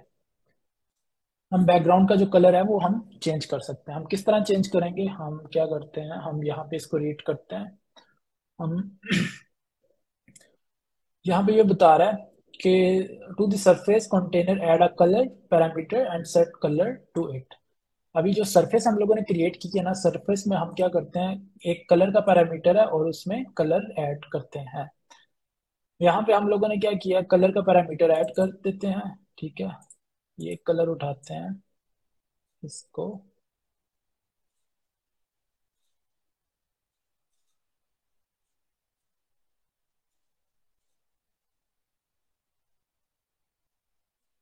ठीक है, ये कर दिया, इसको इंपोर्ट कर लिया, वहां से इंपोर्ट हो गया, ठीक है। बाकी वो बता रहा है उसको ऑप्टिमाइज कैसे कर सकते हो। अभी कलर हम चेंज भी कर सकते हैं, कलर कुछ दे सकते हैं। अगर वो कुछ दिया, मैंने कलर की इंपोर्ट किया तो उसमें डिफरेंट कलर आ रहा है, मैं इसको कहता हूँ, मैं इसको ग्रीन कलर दे देता हूँ। अभी इसका कलर जो है वहां पे ऐप पे कलर क्या था, ये कुछ पर्पलिश सा कलर है, अभी इसमें ग्रीन कलर आएगा। Let's see। अभी ये देखो, अच्छा ओके, मैंने टूल बार का कलर चेंज नहीं किया, स्टेटस बार का कलर चेंज नहीं किया, मैंने सरफेस का चेंज किया। तो सरफेस का कलर चेंज किया तो वो वाइट से ग्रीन हो गया, ठीक है। हम इस तरह इसको ट्वीक कर सकते हैं। और अभी हम आगे आ जाते हैं, आगे क्या हो रहा है। अभी पैडिंग का बोल है, हम पैडिंग किस तरह ऐड कर सकते हैं। अभी जैसे मैंने बताया था मॉडिफायर्स के थ्रू हम पैडिंग ऐड कर सकते हैं। अभी ये मैंने मॉडिफायर ऐड करना है टेक्स्ट को, ठीक है। मेरा टेक्स्ट कहाँ है, ग्रीडिंग्स के अंदर है। ग्रीडिंग का मैंने एक कंपोनेंट बनाया और उसके अंदर मैंने मॉडिफायर बनाया हुआ। तो मैं इसको पैडिंग मैंने ऐड कर दी। और मैं इसको अगर रन करूं, मुझे कुछ इंपोर्ट भी करना पड़ेगा। मैं कमांड शिफ्ट इंपोर्ट पे क्लिक करता हूँ, इंपोर्ट हो जाएगा। ये बेसिकली इंपोर्ट जो कि हम लाइब्रेरी के अंदर से आ रहे हैं। हम उसको बता दिए कि मुझे 24 DP की पैडिंग चाहिए। अभी यहाँ पे भी अगर आप देखो, मैंने जैसे ही चेंज किया तो एकदम से वो रेंडर हो गया। अभी लग से कि मैंने जब रन किया तो ये देखो, ये भी वहां से पैडिंग इसको मिल गई। इसी तरह करते करते ये सारा है, ठीक है। अभी ये सारा उन्होंने साथ में सोल्यूशन भी दे दिया है, तो इस चीज को आप फॉलो कर ले, तो ये भी बहुत यूजफुल होगा। सो फार अगर किसी का ये जो चीज मैंने भी बताई है, किसी का कोई क्वेश्चन है तो please ask me.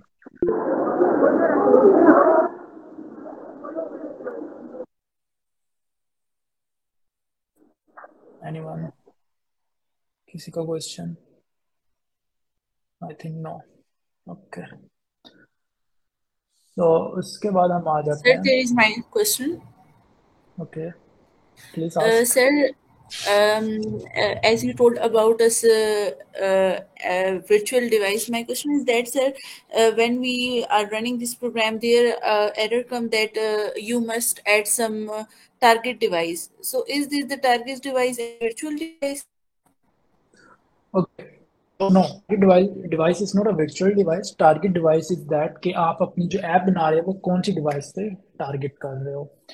I think my bad, मैंने वो चीज़ आप लोगों को एक्सप्लेन है कि मैं दोबारा से ना एक न्यू प्रोजेक्ट क्रिएट करता हूँ, ठीक है। अच्छा, Okay, sir. ये मैंने एम्प्टी स्क्रीन पे क्लिक किया। ये वाला इसका बता रहे थे आप, मिनिमम एसडीके। ओके, अभी ये यहाँ पे ना हम क्या करते हैं, जब सेट करते हैं ना तो हम मिनिमम एसडीके इसको सेट करते हैं कि अगर मैं इसको करता हूँ कि मैं 31 करूंगा, तो जिन एंड्रॉयड फोन्स पे लेटेस्ट एंड्रॉयड 12 इंस्टॉल्ड है, ये ऐप सिर्फ उन्हीं फोन्स को नजर आएगी, बाकी किसी और को नजर नहीं आएगी। फॉर एग्जांपल, अगर आपके पास एंड्रॉयड लॉलीपॉप इंस्टॉल्ड है और आप प्ले स्टोर खोलते हो और आप अपनी ऐप सर्च करते हो, अगर आपने ऐप एंड्रॉयड 12 को टारगेट करके की हुई है तो वो वहां पे इंस्टॉल नहीं होगी। तो ये वो एक चीज है, मिनिमम एसडीके आप यहाँ पे सेट करते हो। और उसके अलावा अगर आप टारगेट एसडीके की जो बात कर रहे हो, जो कि ये यहाँ पे होता है ग्रेड वायरलेस, और ये टारगेट एसडीके। टारगेट एसडीके में आप ये बताते हो कि आप मैक्सिमम कौन सा एसडीके है जिसको टारगेट कर रहे हो, ठीक है। मतलब कि एसडीके होता क्या है? एसडीके बेसिकली उसकी एब्रीविएशन जो है वो सॉफ्टवेयर डेवलपमेंट किट होती है, ठीक है। अब मैं इसको बता रहा हूँ कि मेरी टारगेटेड एसडीके है वो 33 है, ठीक है। इसका मतलब ये होगा 33 जो है वो लेटेस्ट एसडीके है। अब ये एसडीके कौन सा है? ये एंड्रॉइड के एसडीके की बात कर रहा है। अभी एंड्रॉइड का मैं यहाँ पे 32 भी कर सकता था, 31 भी कर सकता था, 28 भी कर सकता था, 29 भी कर सकता था, ऐप ने चलना है। लेकिन उसका मुझे नुकसान ये है कि जब मैं कोड कर रहा हूँ, चीजें बना रहा हूँ, तो जो एपीआई लेवल 28 तक की जो डेवलपमेंट की चीजें हैं ना, मुझे सिर्फ वही अवेलेबल होंगी, उसके बाद वाली अवेलेबल नहीं होगी। तो इसलिए मैं जो टारगेट एसडीके है वो हमेशा जो लेटेस्ट टारगेट एसडीके वर्जन होता है उस लिए रखते हैं, क्योंकि टारगेट एसडीके में जो भी चीज अवेलेबल होती है वो बैकवर्ड कंपैटिबल होती है, वो आपके ऐप को ब्रेक नहीं करेगी अगर आप उसको यूज कर रहे होगे। ये चीज है। और हम वर्चुअल डिवाइस कैसे देखते हैं? वर्चुअल डिवाइस में फिजिकल डिवाइस को रिमूव करता हूँ, ठीक है। मैंने रिमूव कर दिया, तो अभी वर्चुअल डिवाइस मुझे क्रिएट करनी है। वर्चुअल डिवाइस क्रिएट करने के लिए यहाँ पे ये एक फोन का आइकन बना हुआ है और उसके साथ एंड्रॉइड का छोटा सा बोर्ड बना हुआ है, उस पर क्लिक करेंगे तो क्रिएट डिवाइस का एक बटन आएगा, उस पर क्लिक करोगे तो यहाँ पे फोन बताता है कि आपको डिफरेंट फोन वगैरह दिखा रहा होता है। तो आप यहाँ से 6 प्रो सिलेक्ट कर लो, ठीक है, उसको नेक्स्ट कर लो। फिर आगे यहाँ पे आप कुछ हार्डवेयर की प्रोफाइल्स वगैरह ऐड कर सकते हो। आई थिंक उसकी ज़रूरत नहीं है, आप फजूल में आपकी जो सिस्टम है उसकी स्पेस वगैरह ईट कर रहा होता है, तो इसको स्किप कर दो। अगर आपका दिल है तो आप लगा भी सकते हो, स्किन लगा देगा आपकी एमुलेटर के साथ। मैंने इसको सिलेक्ट किया, मैं इसको नेक्स्ट करता हूँ, ठीक है। उसके बाद वो मुझे कहता है कि तुमने जो मोबाइल सिलेक्ट कर लिया उसके अंदर तुम ऑपरेटिंग सिस्टम कौन सा ऐड करना चाहते हो। तुम एपीआई लेवल 33 का करोगे, तुम ओरियो करोगे, पाई करोगे, नोगट करोगे, मार्शमेलो करोगे, या लॉलीपॉप करोगे। तो आप जो भी करना चाहो आप उसको डाउनलोड कर लो तो वो कर लो। मेरे पास ये वाला जो है ये पड़ा हुआ है, तो पाई पड़ा हुआ है, मैं पाई को और उसको इंस्टॉल कर लूंगा। लेकिन फिलहाल इस क्लास के लिए मैं पाई को नहीं करता, मैं जो लेटेस्ट है उसको करता हूँ, ठीक है, ताकि कुछ इशू ना हो जब मैं एमुलेटर के ऊपर रन करूँ। अभी देखो मैंने उसको किया तो मेरी ये वाली डिवाइस ही यहाँ पे आ गई, इसको इसने हाईलाइट कर दिया हुआ। अभी इसको मैं रन करता हूँ। जब मैं इसको रन करूंगा तो ये एवीडी को स्टार्ट करेगा। एवीडी का मतलब है एंड्रॉइड वर्चुअल डिवाइस। अभी वर्चुअल डिवाइस यहाँ पे स्टार्ट हो जाएगी और वर्चुअल डिवाइस ये यहाँ पे नजर आएगी विद इट डिफॉल्ट स्किन। ये आगे वर्चुअल डिवाइस। अभी मुझे इसको ऑन करना पड़ेगा, आई थिंक या ये ऑन होगी। जब तक ये रन होती है तब तक ये यहाँ पे अपीयर होना शुरू हो जाएगी, ठीक है। अभी ये यहाँ पे भी आ गई है पिक्सल 6 प्रो API 13, राइट, क्योंकि ये यहाँ पे ऑनलाइन हो गई है। अभी ये ऑनलाइन हो गई है, मुझे अपनी स्क्रीन एडजस्ट करने दो एंड देन हम इसके ऊपर अपना कोड रन करें जो हमने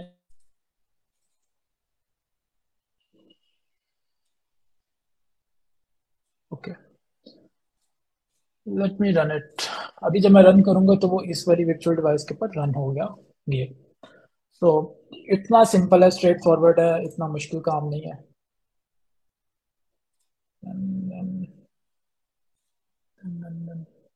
ओके एमुलेटर भी बना लिया हम लोगों ने, कनेक्ट भी कर लिया।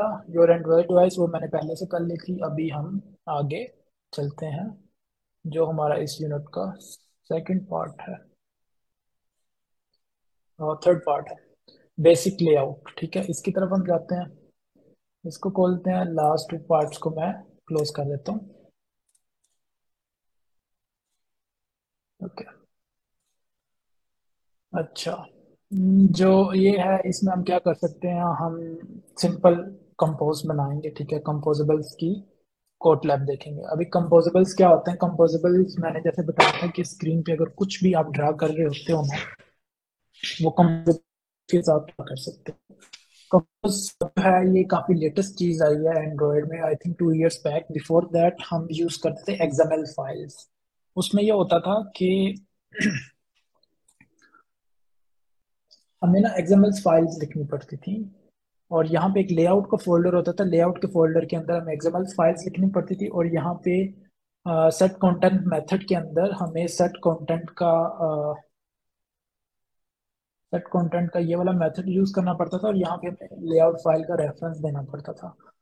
और जो भी लेआउट फाइल का रेफरेंस होता था हम वो देते थे, और वो इसको सेट कंटेंट कर देता था। बट अभी सिंस एंड्रॉयड ने कंपोजेबल्स इंट्रोड्यूस करवाए हैं, तो हम कंपोजेबल्स को यूज करते हैं। ये सेट कंटेंट के अंदर जितना भी ये सारी चीजें जो नजर आ रही है ना आपको, ये कंपोजेबल्स है। और कंपोजेबल्स का जो नाम स्टार्ट होता है वो आप देख रहे हो कि हमेशा कैपिटल से स्टार्ट होता है, वैसे जो फंक्शन का नाम स्टार्ट होता है स्मॉल से स्टार्ट होता है। एनीवे हम आगे चलते हैं। तो इसमें ये बता रहा है कि हम इसमें क्या क्या सीखेंगे। हम इसमें टेक्स्ट का सीखेंगे, कॉलम का सीखेंगे, और रो सीखेंगे। वो क्या क्या टेक्स्ट पर एक टेक्स्ट को रेंडर करता है। कॉलम जो होता है वो एक वर्टिकल कंटेनर होता है, उसका वर्टिकल कंटेनर के अंदर आप कुछ भी ऐड कर सकते हो। जो रो होती है वो हॉरिजॉन्टल कंटेनर होता है, उसके अंदर आप कुछ ऐड कर सकते हो। फिर आगे ये कह रहा है set a happy birthday app. ठीक है, हमें एक हैप्पी बर्थडे ऐप बनानी पड़ेगी। आई थिंक ये हैप्पी बर्थडे ऐप मेरे पास ऑलरेडी पड़ी होगी, तो हम इंस्टेड के दोबारा से बनाएं। हम वही ऐप ओपन करते हैं हैप्पी बर्थडे वाली, टाइम बचाने के लिए। ओके, ये मैंने हैप्पी बर्थडे वाली ऐप बना ली। ये बनाएंगे हम किस तरह? सिंपल, हम एम्प्टी एक कंपोज एक्टिविटी सिलेक्ट करेंगे। जिस तरह पहले मैंने बताया था किस तरह एंड्रॉइड प्रोजेक्ट में प्रोजेक्ट बनाते हैं, वहां पे आएंगे, ऐप का नाम देंगे, पैकेज नेम बताएंगे, अपना मिनिमम एसडीके सेट करेंगे, इस तरह करेंगे, और फिर हम इस ऐप को रन करेंगे। अभी जब हम इस ऐप को रन करेंगे फर्स्ट टाइम, तो हेलो एंड्रॉइड नजर आएगा जिस तरह लास्ट ऐप में नजर आ रहा था। जैसा कि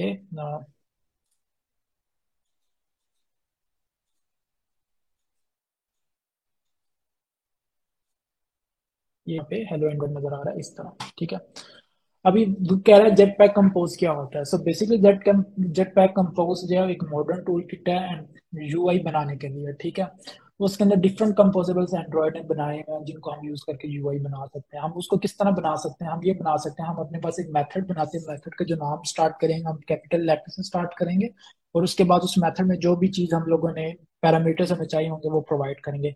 लेकिन मेथड को स्टार्ट करने से पहले हमें एक एनोटेशन देनी पड़ेगी। एनोटेशन जो हम देते हैं वो एट द रेट के मार्क के साथ हम आगे कंपोजेबल लिखते हैं। उसके साथ देते हैं तो हमारे पास कंपोजेबल आ जाता है। फॉर एग्जांपल यहाँ पे हमें ये बताया कि हमें प्रीफिक्स यूज करना है कंपोजेबल का, और फिर आगे कंपोजेबल का नाम लिखना है ग्रेडिंग के नाम से, और उसके अंदर हमने जो टेक्स्ट ड्रा करना है वो, और मॉडिफायर में हम उसको बताएंगे कि वो स्क्रीन पे किस जगह नजर आए, कैसे नजर आए, हम वो मॉडिफायर उसको प्रोवाइड कर देते हैं।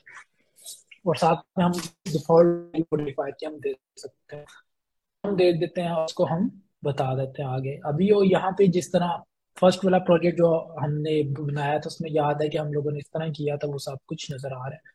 तो अभी इस वाले प्रोजेक्ट में हमें हैप्पी बर्थडे के थीम से बनाना है, तो वो हम करेंगे।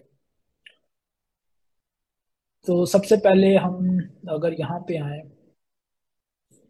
हमने क्या किया, एक थीम बना लिया जो कि एंड्रॉयड स्टूडियो हमने हमारे लिए ऑलरेडी बनाया हुआ है, उसमें उसमें सारा उसको कलरिंग वगैरह हर चीज़ दी हुई है। उसके बाद हमने एक सरफेस का मेथड कॉल किया। सरफेस का मेथड क्या करते हैं, सरफेस का मेथड हमारे लिए ये वाली जो ग्रीन स्पेस है वो बना देता है, ठीक है। उसको बता दिया कि तुमने क्या करना है कि तुमने स्क्रीन पे जितनी भी स्पेस है वो सारी तुमने कवर कर लिया। तुम्हारा कलर क्या होना चाहिए, तुम्हारा कलर जो है वो बैकग्राउंड का जो कलर है वो होना चाहिए। उसके बाद तुमने क्या करना है, तुमने ग्रीडिंग इमेजेस का जो ग्रेडिंग इमेज का जो कंपोजेबल है तुमने उसको ड्रा करना है। ग्रेडिंग इमेज का जो कंपोजेबल है वो है ये यहाँ पे ग्रेडिंग इमेज का कंपोजेबल बना है। और उसके सामने एक बॉक्स बनाया। बॉक्स सिंपली जिस तरह सरफेस होती है उस तरह का एक बॉक्स होता है और उसके कुछ डिफरेंट पैरामीटर्स होते हैं, ठीक है। वो बॉक्स है, उसके अंदर हमने एक मॉडिफायर उसको पास किया, फिर इमेज का एक कंपोजेबल क्रिएट किया उस बॉक्स के अंदर। यानी एक बॉक्स होगा, बॉक्स के अंदर एक इमेज होगा और इमेज के साथ एक ग्रेडिंग का टेक्स्ट होगा। ग्रेडिंग का टेक्स्ट जो है वो हमारा अपना कंपोजेबल है और इमेज जो है ये एंड्रॉइड के सिस्टम से आया हुआ है।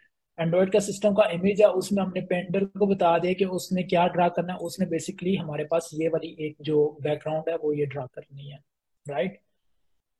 और उसकी कंटेंट डिस्क्रिप्शन हम फिलहाल कुछ भी नहीं उसको बताते, ये अलग चीज़ है, इसको बाद में डिस्कस करेंगे। और कंटेंट स्केल हम बताते हैं कि इमेज उसको इमेज जब हम स्क्रीन पर ड्रा होगा, कुछ डिवाइसेस बड़ी स्क्रीन की होती हैं, कुछ स्मॉल स्क्रीन की होती हैं, तो रेशो को कीप करने के लिए हम उसको कहते हैं कि तुमने इमेज को क्रॉप कर देना है, ठीक है। और अल्फा बता दिया है कि उसका अल्फा विजिबिलिटी कितनी होनी चाहिए, कितना फेड होना चाहिए, कितना ब्लर होना चाहिए, 0.5 का उसको बता दिया है। और बॉक्स के अंदर एक और चीज, ग्रेडिंग टेक्स्ट का और उसके अंदर एक मैसेज आया, मैसेज में पास हो रहे होंगे, किसकी तरफ से है मैसेज क्या है, किसकी तरफ से मॉडिफायर, हम उसको बताएंगे कि ग्रेडिंग का जो बॉक्स है वो स्क्रीन पे कितनी स्पेस लेगा और उसकी पैडिंग क्या होगी, ठीक है। अब ग्रेडिंग का जो कंपोजेबल है वो हम लोगों ने खुद से यहाँ पे बनाया। ग्रेडिंग के कंपोजेबल के अंदर भी एक कॉलम है, कॉलम के अंदर हमारे पास दो टेक्स्ट है, मतलब एक कॉलम और उसके अंदर दो टेक्सेस आ रहे हैं, ठीक है। एक पे मैसेज आ रहा है, दूसरे पे मैसेज किसकी तरफ से आया हुआ है। अगर मैं इसको स्प्लिट करता हूँ तो ये यहाँ पे इस तरह नजर आएगा, ठीक है। अभी इसको ब्रेक डाउन करते हैं। ये वाला जो सरफेस है, ये जो पीछे ब्लू वाला नजर आ रहा है, if I can zoom it in, okay. अभी ये जो हाईलाइटेड एरिया है, ये ब्लू वाला, ये सरफेस है और सरफेस के अंदर हमारे पास ये एक बड़ा सा बॉक्स है, ठीक है। और उस बॉक्स के अंदर हम लोगों ने क्या किया, ये वाला जो है दो चीजें इसमें ऐड की। एक तो बैकग्राउंड ऐड की और बैकग्राउंड ऐड करने के बाद उसके ऊपर हमने एक ग्रेडिंग का जो टेक्स्ट है वो ऐड किया। ग्रेडिंग के टेक्स्ट के अंदर मेरे पास दो, एक कॉलम, ठीक है। कॉलम के अंदर मेरे पास दो टेक्स्ट हैं, एक टेक्स्ट हैप्पी बर्थडे का है और एक फ्रॉम एम्मा के नाम से है।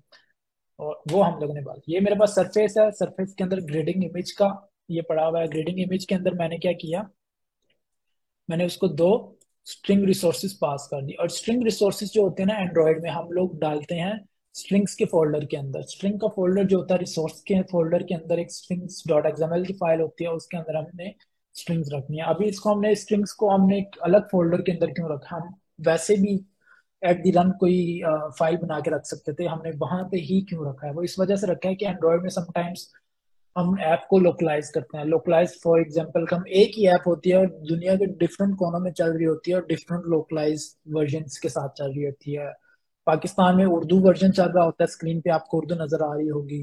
अमेरिका में इंग्लिश, यूके में इंग्लिश, फ्रांस में फ्रेंच चल रही होती है। तो अंडर द हुड क्या हो रहा होता है कि हम स्ट्रिंग के रिसोर्सेज रख लेते हैं और एक उसकी ट्रांसलेटेड वर्जन फ्रेंच का बना लेते हैं, एक उर्दू का बना लेते हैं।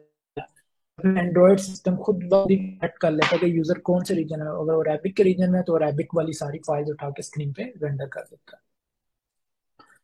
तो उसको रीड करने का तरीका यह है कि स्ट्रिंग रिसोर्स हम लोगों ने एक मेथड को कॉल करना है जो कि डायरेक्टली फाइल्स उठाता है, आपकी वैल्यूज उठाता है स्ट्रिंग्स डॉट एक्सएमएल से। अभी जब मैं इसको रन करूंगा तो स्क्रीन के ऊपर हमें ये हैप्पी बर्थडे सैम के नाम से नजर आएगा।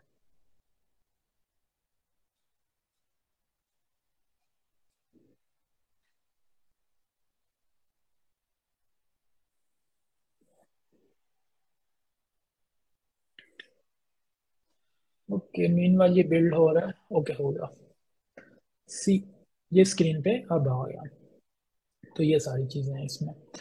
अच्छा, अभी हम इसको देखते हैं इन्होंने कैसे इसको डिजाइन पेन का बता रहे हैं कि डिजाइन पेन कैसा है। ठीक है, वो सारी चीज उन्होंने बताई है। फिर हैप्पी बर्थडे एक सरफेस ऐड किया। ठीक है, फिर उसके अंदर उसने उस बैकग्राउंड का बता कलर उसका ऐड किया। फिर उसको प्रीव्यू देखने के लिए कि प्रीव्यू मैंने बताया था कि प्रीव्यू जो होता है वो डिजाइन पेन के अंदर दिखाने के लिए होता है। फिर फॉन्ट साइज चेंज करने के लिए फॉन्ट साइज का एक पैरामीटर है, उसमें फॉन्ट वगैरह उसको पास कर दिए हैं। और कलर उसका चेंज हो गया और उसके बाद उसने उसको कॉन्टेक्ट टेक्स्ट को रैप कर दिया। एक और टेक्स्ट उसने ऐड कर दिया फ्रॉम का, टॉप पे आ गया। ठीक है, अब उसको लाइन उसके नीचे कर दिया उसने यहाँ से। ठीक है, अभी उसने रो किया। रो में कॉलम में चीजें वर्टिकल आती हैं, रो में चीजें हॉरिजेंटली आती हैं। अगर मैं ये अपने प्रोडक्ट के अंदर आता हूँ, मैं सॉरी एंड्रॉयड स्टूडियो में आता हूँ और मैं यहाँ पे जो ये कॉलम है इसको अगर मैं रो में चेंज करता हूँ तो क्या होगा। इसको मैं इंपोर्ट कर लेता हूँ।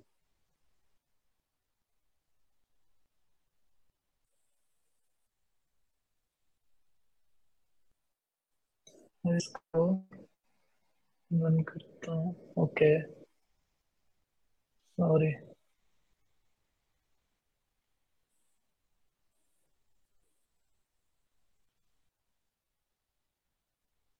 ओके, अभी ये जो है इसमें जो है ना फ्रॉम वाला टैक्स वो भी नजर नहीं आ रहा है, क्योंकि वो मैंने इसको रो में डाला है तो वो बहुत उस तरफ चला गया, क्योंकि सैम ही बहुत बड़ा नजर आ रहा है। तो अगर मैं सैम का जो टैक्स है मैसेज का, अगर मैं फॉन्ट साइज अगर इसको 10 करता हूँ तो फिर फ्रॉम एम्मा इधर आ गया, वो उधर आ गया। तो ये इस तरह है। तो I hope somewhat it will clear concept of it. And फिर उसके बाद ग्रेडिंग का जो उसने ऐड किया यहाँ पे, उसको नीचे ले आए, टेक्स्ट अलाइनमेंट उसको बता दी कि सेंटर में इसको कर दिया। ठीक है, फिर फ्रॉम एमा जो है उसको उसने एंड पे बता दिया कि तुमने उसको एंड पे कर देना है। और इस सारे को ऑन क्रिएट पे उसने कॉल कर दिया। अब ये गेट शॉट सारा को यहाँ पे बड़ा पे कर दिया यहाँ पे। ठीक है, मैंने टाइम बचाने के लिए सारा ऑलरेडी से कर दिया था यहाँ पे, ताकि मैं इजीली इसको समझा सकूं, क्योंकि बहुत लंबी एक्सरसाइज है। Already I think only 20 minutes remaining है।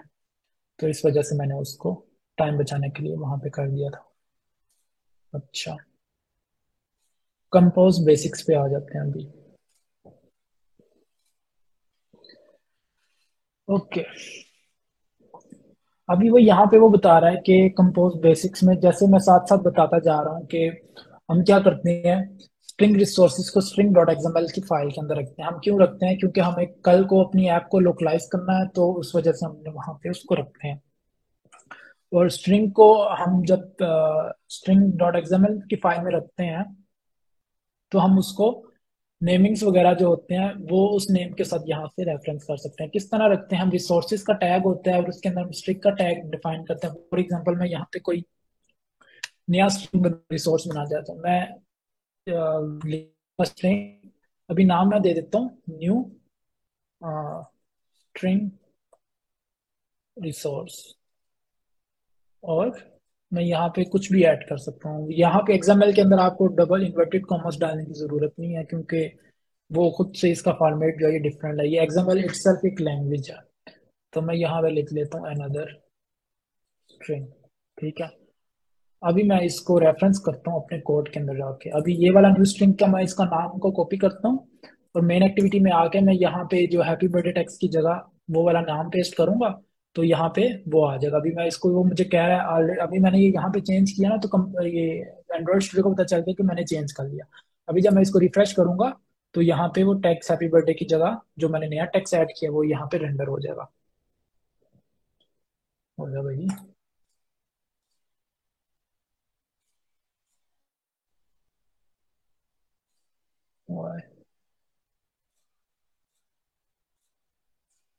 ओके, मेरी सम मैं इसको रन करता हूँ ऐप में, लेट्स सी वहां पे क्या होता है। ओके, वहां पे अनदर स्ट्रिंग आ रहा है। समहाउ ये एंड्रॉइड स्टूडियो का कोई बग गया तो उसकी वजह से वहां पे नजर आ रहा है। एनीवेज, ये सारी चीज है। फिर उसके बाद सारी ये थ्योरी है, थ्योरी आप लोग पढ़ लोगे तो आप लोगों को समझ लग जाएगी। मोर ओवर ये सारी चीजें वही बता रहे हैं जो मैं ऑलरेडी इसमें बोल रहा हूँ। तो अभी ये बता रहे हैं कंपोज आर्टिकल के बारे में, ठीक है। ये एक आर्टिकल उन्होंने लिखा हुआ है, उसको उसमें डाला हुआ है। तो ये कैसे बनता है, किस तरह है। टॉप पे एक इमेज है, ठीक है। सबसे पहले इसको हम किस तरह बनाएंगे, ठीक है। इसकी यूआई को हम किस तरह बनाएंगे। इसकी यूआई को हम इस तरह बना सकते हैं, हम अपने पास एक सरफेस लेंगे। सरफेस के अंदर हमारे पास एक कॉलम होगा, ठीक है। कॉलम के टॉप पे हमारे पास इमेज आएगा। इमेज के बाद हमारे पास एक टेक्स्ट आएगा। उस टेक्स्ट को हम कुछ पैडिंग देंगे। फिर उसके बाद एक नया टेक्स्ट आएगा। उस टेक्स्ट को हम यहाँ पे डालेंगे, लेकिन उसको पैडिंग नहीं हम देंगे, उसको लेफ्ट और राइट मार्जिन देंगे। फिर एक नया नीचे टेक्स्ट आएगा, ठीक है, और उसको हम राइट टॉप की पैडिंग देंगे। इस तरह ये हमारे पास यूआई कंपोज हो जाएगी इसकी। तो वो सारी चीज उन्होंने बताई है कि किस तरह बनते हैं। अब ये जैसे यूआई है, इसको हम किस तरह बनाएंगे। ये एक इमेज है, हम एक सरफेस बना लेंगे, कॉलम बना लेंगे, एक इमेज बना लेंगे। इसको हम बॉक्स में डालेंगे। अच्छा, बॉक्स में और कॉलम में डिफरेंस ये है कि बॉक्स के अंदर आप जो भी चीज डालोगे ना वो एक दूसरे के ऊपर आएगी, ठीक है। तो एक दूसरे के साथ अलाइन करने के लिए हमें उसकी आईडीज वगैरह बता के एक दूसरे के साथ हम उसको अलाइन कर सकते हैं। हम एक बॉक्स बनाएंगे, उसमें इमेज डालेंगे, फिर दो टेक्स्ट भी टेक्स्ट बनाएंगे। एक टेक्स्ट को बताएंगे तुमने ये जो इमेज है इसके नीचे आना है, फिर दूसरे वाले को बताएंगे तुमने उससे नीचे आना है। तो ये इस तरह ड्रा हो जाएगा। और ये चीज जो है ये आप सिंपल किस तरह कर सकते हो कि एक कॉलम होगा और कॉलम के अंदर दो रोज होंगी और दो रोज के अंदर फर्दर दो दो कॉलम होंगे।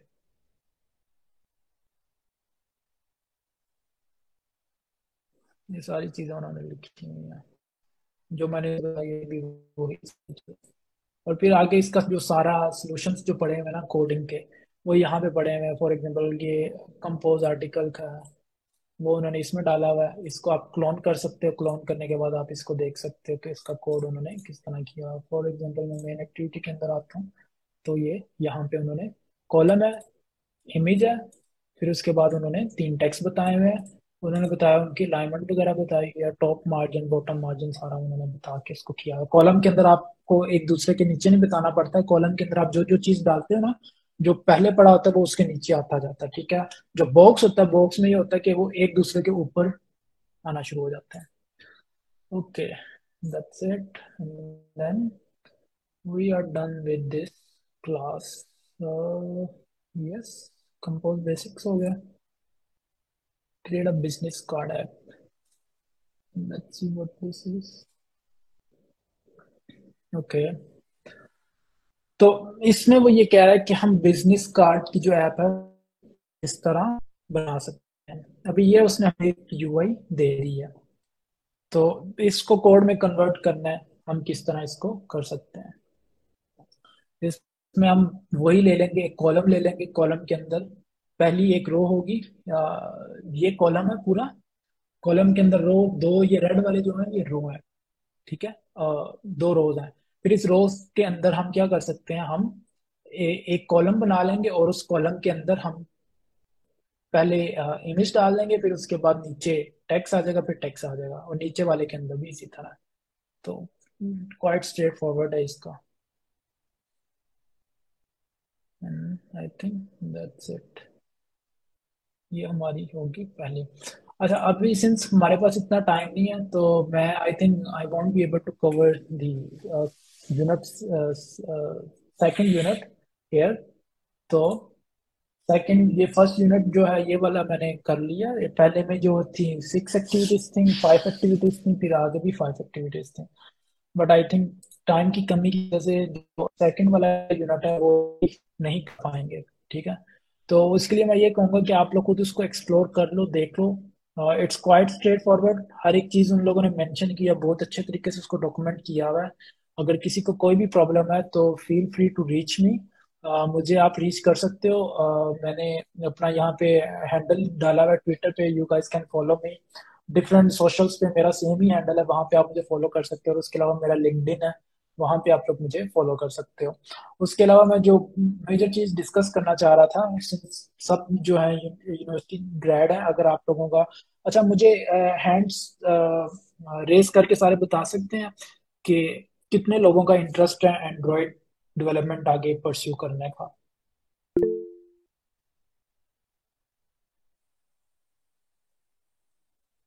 Okay, how many people do we have? 1 2 3 4 5, जस्ट 5। ओके,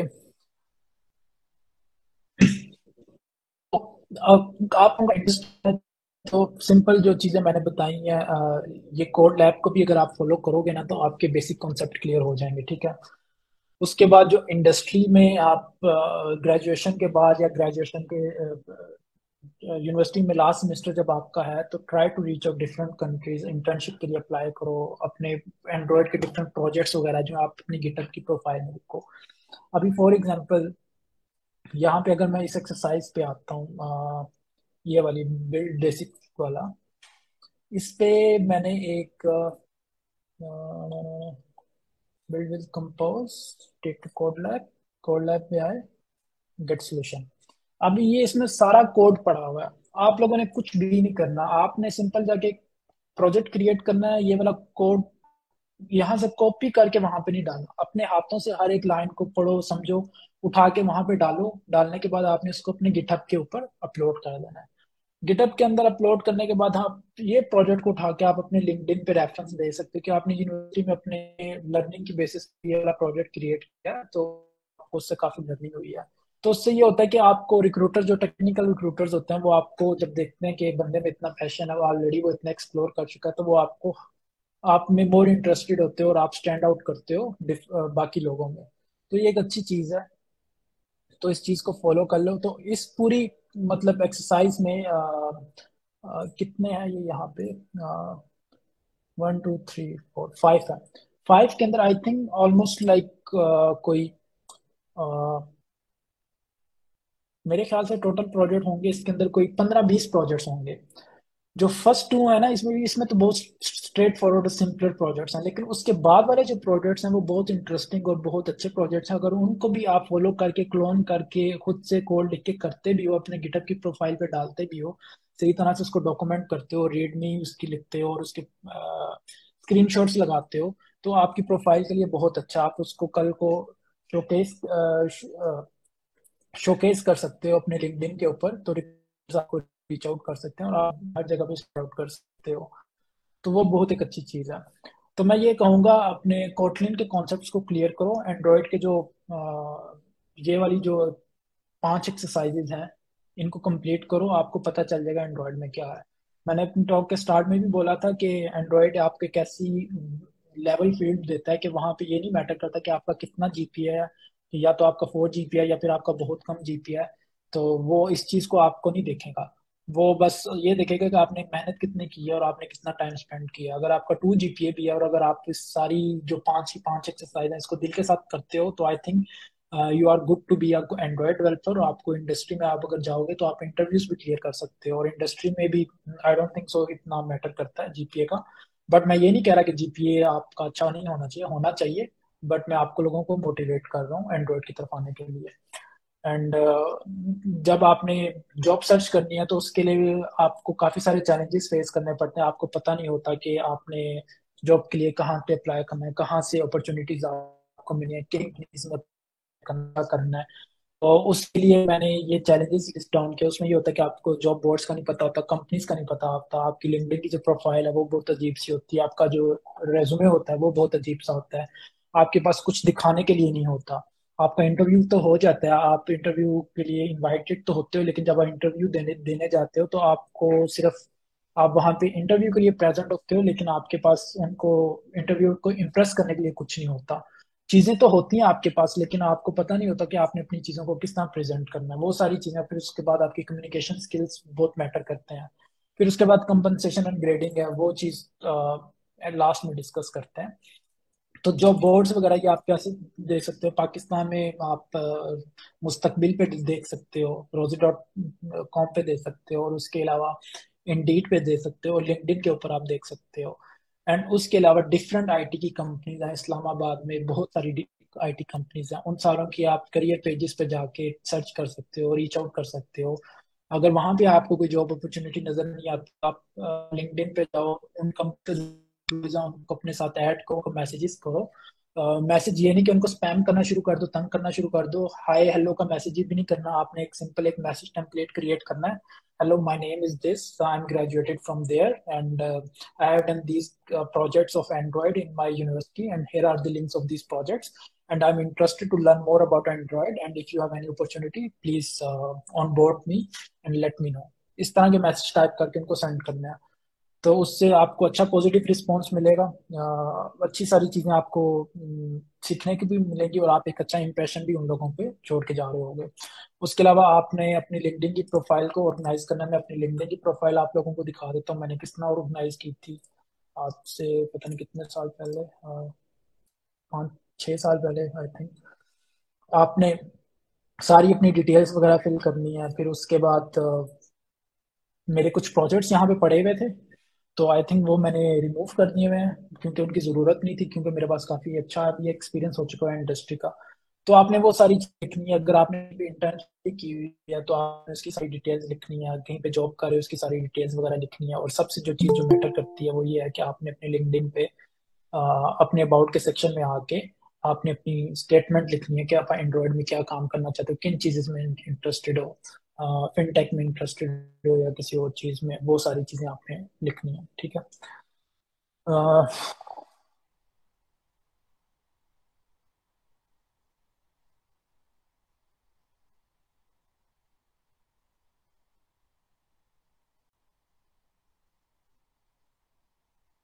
वहाँ पे फॉर एग्जाम्पल मैंने ये एक प्रोजेक्ट है उस पर काम किया हुआ है। ठीक है, ये प्रोजेक्ट है सारा।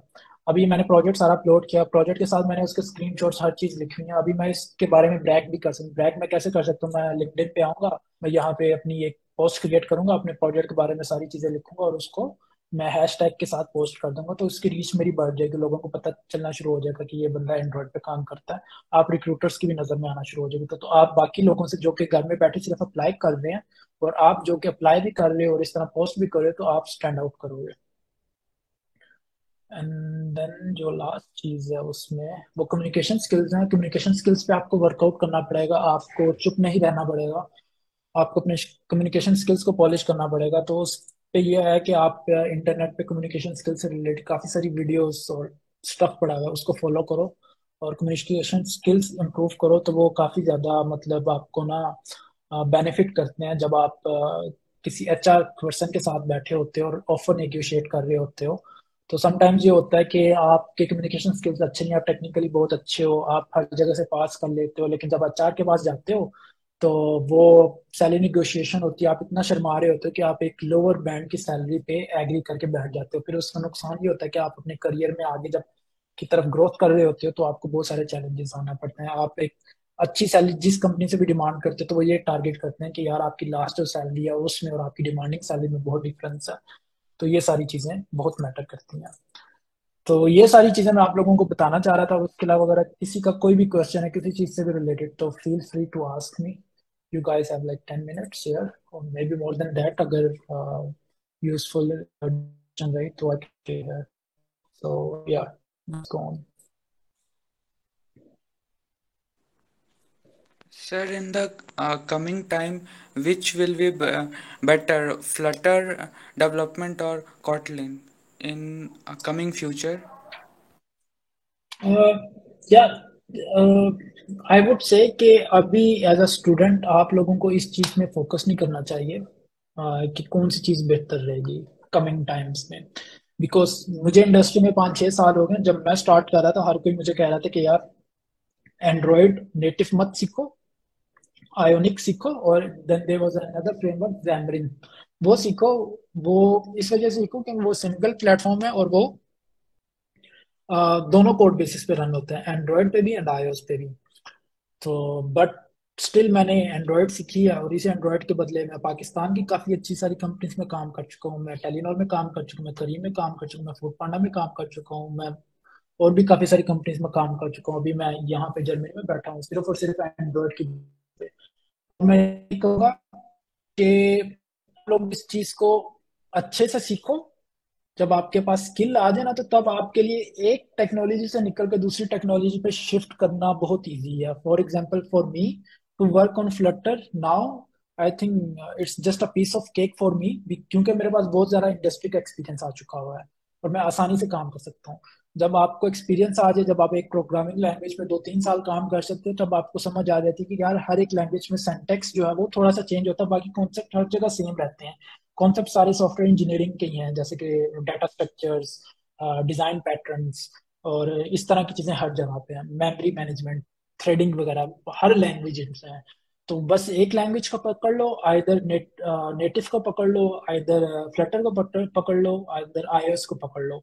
लेकिन एक जिसको पकड़ लो उसको अपना कोर बना लो, उसमें अच्छा खासा 2-3 साल काम कर लो। जब आपको लगे नहीं यार मुझे शिफ्ट करनी चाहिए, मुझे मेरे पास अच्छी अपॉर्चुनिटीज नहीं आ रही, तो आप कोई और शिफ्ट कर लो, दूसरे पे चले जाओ। तो आपके लिए वो चीज शिफ्ट करना इतना कोई मुश्किल काम नहीं रहेगा। और मैं इस चीज को एक और तरीके से बताऊंगा कि अगर आप मोबाइल डेवलपमेंट में 5-6 साल काम कर ले, तो फिर उसके बाद आप कहते हो कि यार मुझे कोई और करियर पाथ सिलेक्ट करना चाहिए जो कि मोबाइल डेवलपमेंट से ब्रॉडर एस्पेक्ट में हो। फॉर एग्जांपल सोल्यूशन आर्किटेक्ट या मोबाइल आर्किटेक्ट, जो कि ना सिर्फ मोबाइल डेवलपमेंट पर काम नहीं करते, उसके अलावा जो इससे ब्रॉडर टॉपिक्स होते हैं उन पे काम करते हैं। तो मैं यही कहूंगा कि अभी इस चीज की तरफ मत रहो। कोटलिन का बहुत ज्यादा स्कोप है। स्कोप इस वजह से है कि एक तो कोटलिन ऑफिशियल लैंग्वेज है गूगल की। मैं ऑलरेडी भी जा चुका हूँ, 70+ मार्केट शेयर जो है वो एंड्रॉयड का है। तो मेरा नहीं ख्याल ये कभी एंड्रॉयड खत्म होने वाली है। हर दूसरे तीसरे बंदे के पास एंड्रॉयड फोन है एक। अभी तो पाकिस्तान में 3-3 4-4 फोन होते हैं लोगों के पास, और वो डिफरेंट एप्स वगैरह यूज कर रहे होते हैं। तो यूज करो। इंस्टेंट क्या आप ये भी कर सकते हो, इसको इस स्किल को सीखने के साथ आप कोई अपनी हॉबी एप्स बना के प्ले स्टोर पे डाल दो। अगर आपके पास ज्यादा डाउनलोड्स वगैरह आते हैं, आप उसमें एड्स वगैरह लगा के अर्निंग कर सकते हैं वहां से। आप कोई अपना अगर कोई आइडिया आपके पास, उसको आप एज इंडिविजुअल डेवलपर काम करके उसको आप कहीं पे उस पर काम कर सकते हो। तो बहुत ज्यादा उसका स्कोप है। मैं ऐसे ऐसे लोगों को सिंगल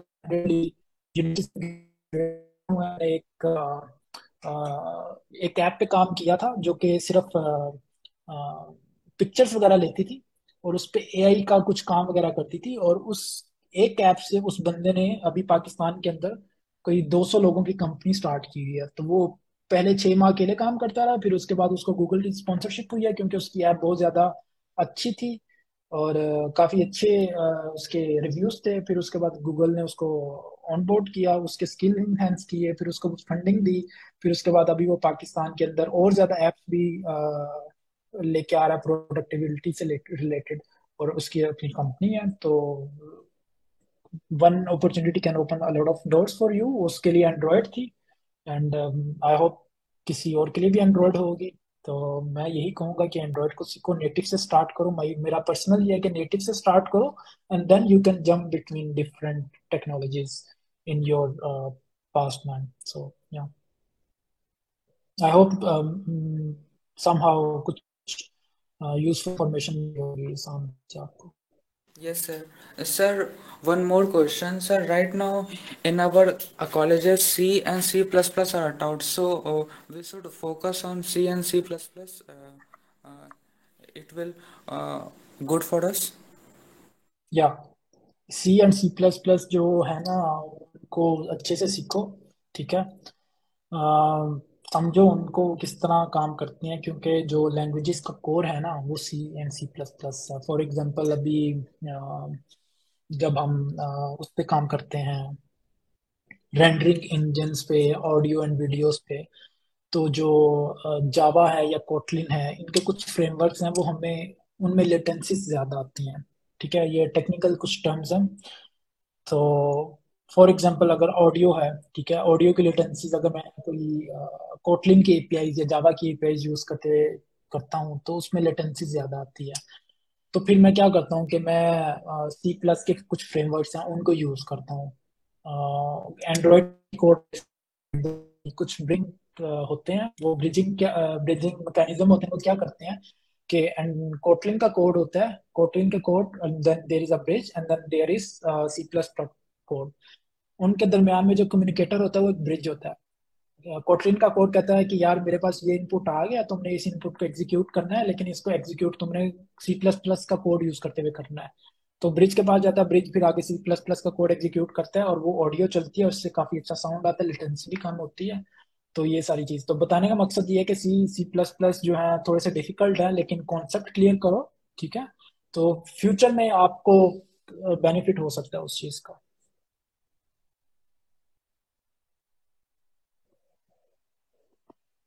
किसी और का कोई question?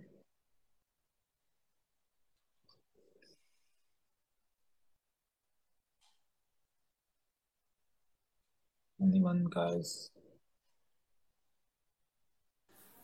Sir, can artificial intelligence can disrupt the market of Android app development, because right now it has capability to generate new things. So in the coming time, it can take the job of Android app development.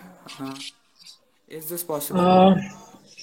No, I don't think so. There would be any such thing happening. But yeah, artificial intelligence will make you more clever and will increase your productivity. For example, let's say you give some prompt to artificial intelligence that make me an app that will have some social media, and then it should have this capability that two users can talk with each another, and then they can make an calls, and then they can also have a video call, and they can be a group of people doing that. And I don't think so. Artificial intelligence can do it alone. It can do it, but with the help of a third person, and third person who would be, and that would be a human person. He would be doing it. And the current concept of artificial intelligence is that it helps you to write code faster, and it also gives you a hint where you are making a mistake, and it gives you um, advanced alert to correct some mistake, right? For example, in Android, they had introduced this bot, which is responsible, which actually talks with the Google's artificial intelligence bot, and it is also incorporated with the Android Studio. I think I don't have that version of Android Studio. It's still not released publicly. In that, you have this window. In that window, you can ask him to generate some code, and that will generate some code. But yeah, that bot doesn't know where to place that code. Who knows that? It's you who know that where to place that code. And I don't think so. Artificial intelligence will rob your jobs, but it will make your jobs easier, and it will make you achieve your work faster. But it does have some capability to create a chaos. So yeah.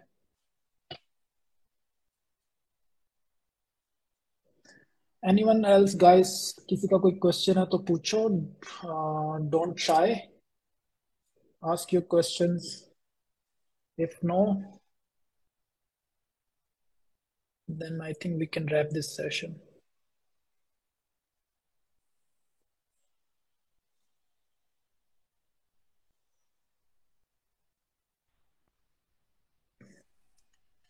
I think your questions nahi hai, so we can go towards ending the session. First of all, thank you so much, Zishan, for taking out the time. The session was very insightful, and I think most people did follow along. So inshallah, they'll be able to complete all 5 units. And if you guys do, please be sure to tag us on LinkedIn, Instagram, Twitter, and do tag Zishan as well. और इंशाल्लाह hope to see you get the swag packs as well. Be sure कि आप 3 जुलाई तक अपनी तरफ से वो quiz भी दे दो जो Android Chico का official होगा. And I've dropped Zishan's LinkedIn in the chat box, as well as the link towards Android Chico का जो ये हमारा official platform है. So you guys can ask him on LinkedIn if you have any more questions. आप लोग वहाँ से ये भी ले सकते हैं, the where you can get like the information, the challenges and all that. And yes, the recording inshallah by tomorrow hopefully uploading आप लोगों को मिल जाएगी. You guys can check either Fatima जिन्ना वालों की socials देख लो या UET टेक्स्ट वालों की socials देख लो. आप लोगों को वहाँ से recording भी inshallah मिल जाएगी. So once again, thank you so much for joining, and wish everyone a good day. Okay, guys, bye bye. Have a nice time learning Android. Bye bye. Thank you.